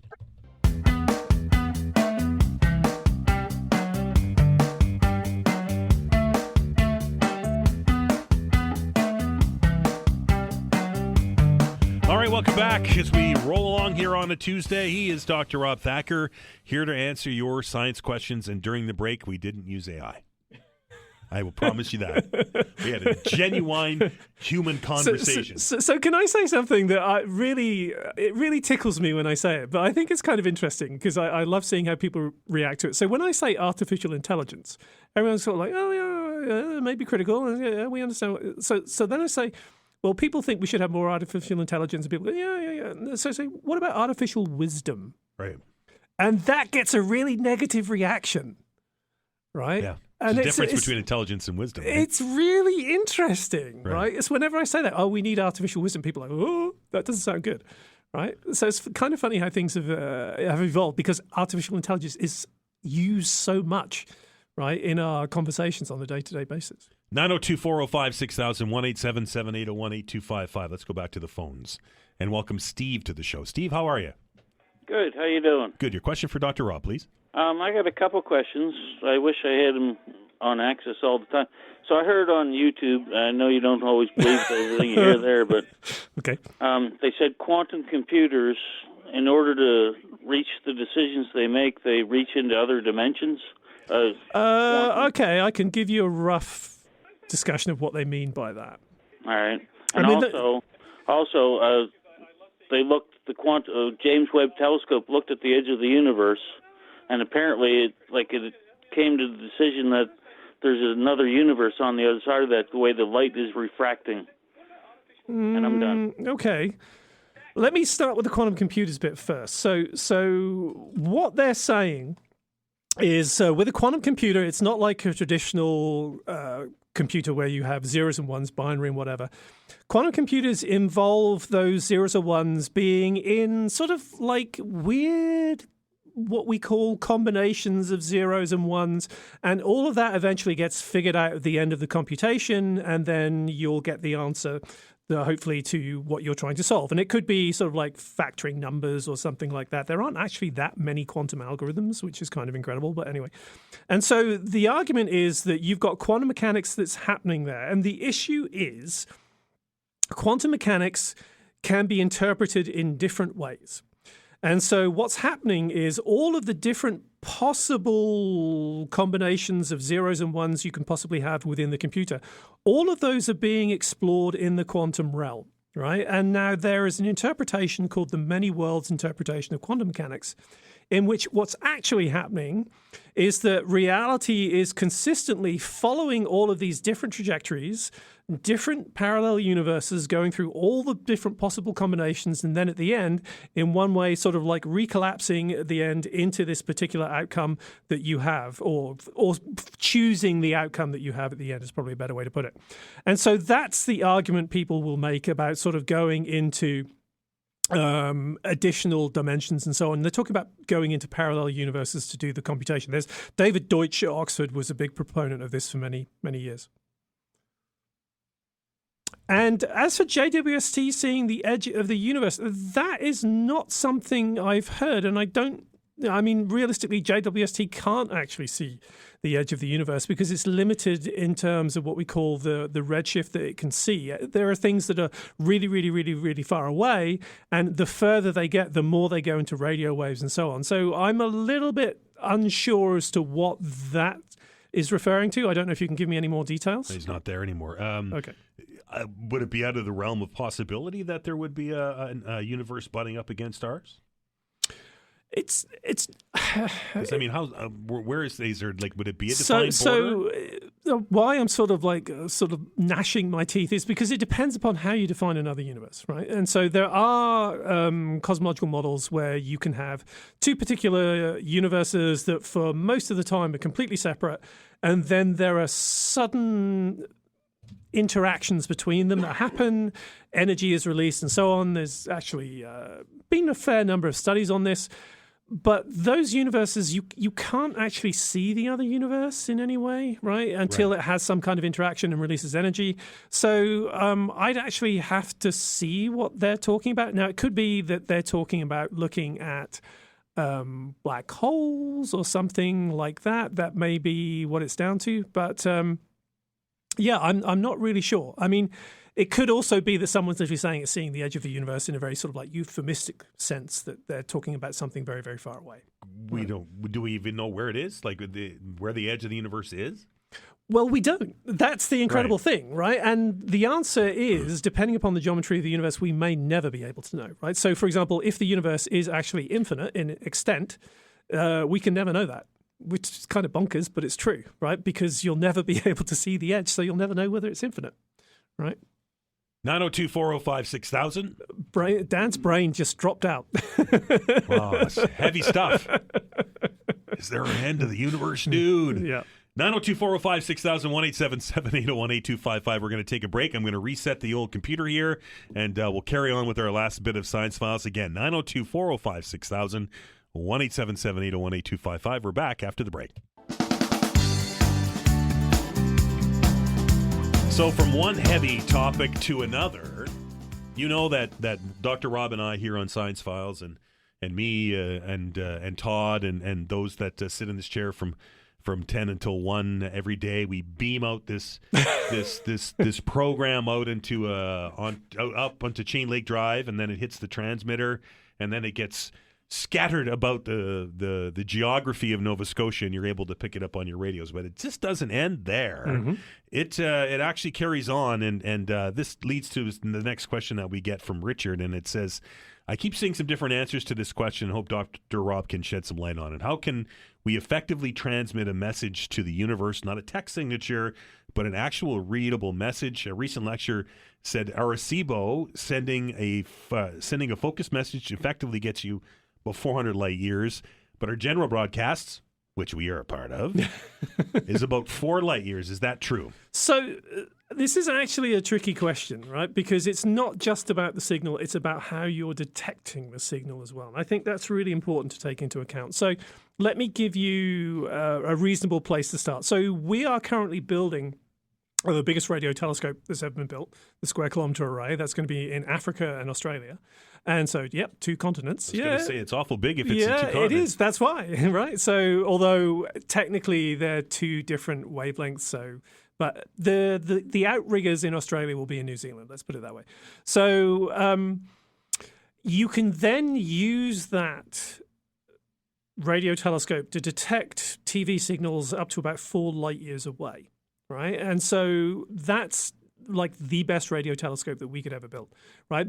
At present. But if you go forward and have better technology, bigger collection areas and so on, then you could detect things further and further away again. So the challenge with this is how far are you prepared to go with your detection technology, right? So with all of that said, in terms of the actual signals themselves, they're just going out there, right? Once you get this electromagnetic signal going, it's going to keep on going, right? The further and further it goes out into space, it's going to be more and more redshifted. It's going to be taken to longer and longer wavelengths. It's going to make it even more difficult to detect, right? But theoretically, at least, they're kind of going to go infinitely far. So the real question is, what's the detection technology you have on the other end? And so for us, with our actual best detection stuff we have, it's only about 4 light years for a TV signal, a radio signal. But if you look at something that sends a correlated beam of radio waves, like a radar system or like that, so quite powerful and very narrow in a given wavelength, then believe it or not, we could detect things like airport radars, a significant fraction, like up to a quarter of the way across the galaxy, right? So this has people kind of excited that, if we could do big surveys with the Square Kilometre Array looking at the specific, this is the challenge, right? You got to know which frequency you're looking at. That's the hard part, right? But then if you could do that, you could literally go out looking for signs of extraterrestrial intelligence. As long as they're using radio signals. No, that's completely fair. And so laser signals is another one, as we've talked about again on the show, that as you go to needing to transmit more and more data, then you are actually more likely to use light, right? And so there have again been studies done looking for this, but it's really difficult. There's so much sky to look at, right? You got to be able to filter out all of the other stuff and so on. So it's actually one of the things with detecting extraterrestrial intelligence. It's just really hard. It's really freaking hard, right? There's so many different wavelengths, so many different ways you can analyze the signals. It's just so difficult. And people think, I should sit there and go, boop, oh, aliens. It's just not like that. It's really, really difficult. 4 light years. Do we know how many? Do we know how many kilometers 4 light years is? Like how far away? Oh, that's like 3.08 times 10 to the 18 kilometers, if I remember correctly. Wow. So 3.08 times. It's but in stupidly the long way. Universe size, it's pretty small. Oh, it's tiny, right? It's literally our cosmic back garden, right? From that perspective. So the nearest star on the scheme of the scale of the universe is just like we're neighbors. We can just walk there. Be a long walk. Of course we can't, but but that's what it's like. I mean, the universe is big. So now for the next 4 light years, you can listen to the repeat of the Todd Veinotte show. Yeah, I mean, so here's the thing, right? To put the context of how big space actually is, right? So if you have a basketball and it's the sun, right? Then the nearest star. And this is what I do when I go to schools. I talk to the kids and we have a game. The game is like, do you think they're right? And they go, yeah. And they go, no, right? So people say, okay, if you have a basketball and it's the sun, the nearest next star is probably in Dartmouth. No. And then they go Toronto and you go, no. And then someone will go the moon and you go, oh, that's too far, right? But BC Victoria. Right. right? And there's a lot of space in between. For extraterrestrial radio stations. News 95.7. 902-405-6000, 1-877-801-8255. Hello, Alexander. Hi, good afternoon, Dan. Good afternoon, Dr. Thacker. Hi. Your question. I had a quick question about the Voyager spacecraft. I was reading some facts about it, launched in 1977 and traveling at something like 60,000 kilometers an hour, but it's been gone almost 50 years and it's done one light year day. Is that correct? It's about a light day. It's almost at a light day. Yeah, that's right. Light day. My question is, apparently the power source on board is still functioning and will be for another little while. But once it's extinguished, once that power source goes out, for lack of better words, is that spacecraft immortal? Will solar radiation and things like that render it junk, or would it still be identifiable 1,000 years or 10,000 years from now? Oh, you are literally talking about the thing I want to write a book about. So I honestly believe that, okay, there's not just Voyager 1, there's Voyager 2, there's Pioneer 10, Pioneer 11 as well. But these space probes are going to be traveling to the stars for basically ever. Now, they will decay. They will be hit by micrometeorites and so on. But it's actually going to take quite a long time for them to be broken up and torn apart by that. They will go through the plane of the galaxy, right, and towards other stellar systems for quite a long time. And so I actually think these are, in some sense, the most significant monuments that humanity has ever created, right? Because they will outlive the sun, right? And they will just keep on going. Now, that's assuming they don't actually collide with something. There's a finite probability that will happen over a long enough period of time. But nonetheless, they're very, very likely to outlive our solar system and just to keep on going because they've got so far to go, right? But then I can't do the probability. Someone can work that out. But they are like this testament to humanity's existence. It's incredible. Exactly. Yeah. And does not one or all of them have some type of information plaque on them about our solar system? Yeah, the golden record is on the Voyagers. And then the Pioneers have a plaque that shows relative to a nearby star system where we are. But again, on very, very long timelines, that's actually not going to work, right? Because the distribution of stars will change. Alexander, appreciate it. So was Voyager 1 and 2 designed to be around forever? Is that what their mission was? Yeah, well, so the choice of using a golden record would have been about using something that would last a long time, right? So there was clearly an understanding that this was a system that was going to be just going on out there for a long time. I think it's like 60,000 years until it goes past the next stellar system, right? So was it specifically designed for that? I'm not sure. Right. I don't think that's really true, but it almost doesn't matter, though. That's the incredible thing, because even though we talk about things like the solar wind and so on, and micrometeorites and so on, there aren't very many of them, right? And so once you get out into the space between stars as well, there's going to be less of them because the amount of material is going down, right? Especially once you get out beyond the Oort cloud and things like that. So really, even if they weren't thinking about that in detail, that's going to happen anyway.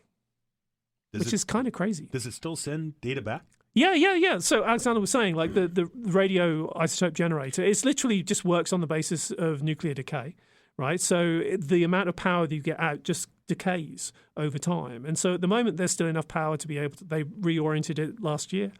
And so you can still get a signal back from it. But I think it's got like 15 years left. Or something like that. I can't remember off the top of my head. But it's got a finite lifetime, at which point it goes down below a certain power creation value, and then that's it. It's basically a nut. What kind of data does it send back? So at the moment, it's still doing projects associated with measuring the plasma and magnetic fields in the space between stars, the interstellar medium. So it's just gone out beyond what's called the heliopause, which is the edge of the sun's influence on the solar, or the edge of the solar wind's influence, and then you transition into interstellar space. So actually measuring all that stuff out there is really interesting for people who work on that plasma physics. So there's a book in the future. I think this is a really sort of incredible thing, and I should actually go and do my homework and make sure someone hasn't written it already, because there have been a lot of books written about Voyager. I suspect someone's talked about that for like a chapter or two, but I just find it incredible, right, that these things are just going to keep on going. It's like amazing. The Energizer Bunny. Yeah. And they will outlive the solar system. It's bonkers. It's absolutely bonkers, right? So 902-405-6000-1877-801-8255. Very quickly, Dr. Rob, we only have about a minute and a half left here. You sent me an article earlier today about a new use for those that don't like carrots. So this was literally looking at taking carrot proteins and then growing fungi on those to actually improve the nutritional aspect of them. What I thought was funny about this was literally that what's wrong with carrots in the first place? Right. Why do we have to grow fungi on carrots? But this is about, obviously everyone knows that we're trying to find better ways of growing nutritional foods. So actually reusing these carrot proteins was one thing that they were looking at. So I'm not convinced of this as to whether it's really edible fungi is the way forward. Although, don't get me wrong, I like mushrooms. Mushrooms are yummy. Yeah. So science always amazes me. Like somebody would have had to been sitting in a laboratory somewhere or at a desk in some university somewhere and thinking, hey, I wonder if we take the proteins from a carrot and we can grow fungi on them. So here's the thing that gets me is like they had an idea, but they tested 106 different fungal strains. So someone took this really seriously, right? So they must have been a bunch of assays and so on to actually go through and do all of this. So taste tests as well obviously matter, right? But this is a low waste path to getting more protein, I guess. I mean, the thing that people often talk about is eating insects. Right. Which in Western society is not a thing that most people really voluntarily. want to do. Yeah, and so I've tried ground up insect protein. It doesn't taste very much, but it's another thing just to eat something that's a fried insect. Crunch. Thanks, Dr. Rob. Thanks, everyone, for the great questions. That's going to do it for this edition of the Todd Veinotte Show. Thanks to the birthday girl, Vanessa Vandenez, on the other side of the glass. I won't tell you how old she is. That would be violating confidentiality. But she's going to have a fantastic birthday, we know. Until tomorrow, everybody, get out there and enjoy Nova Scotia. We live in a beautiful place. Be well, and remember, be kind to one another.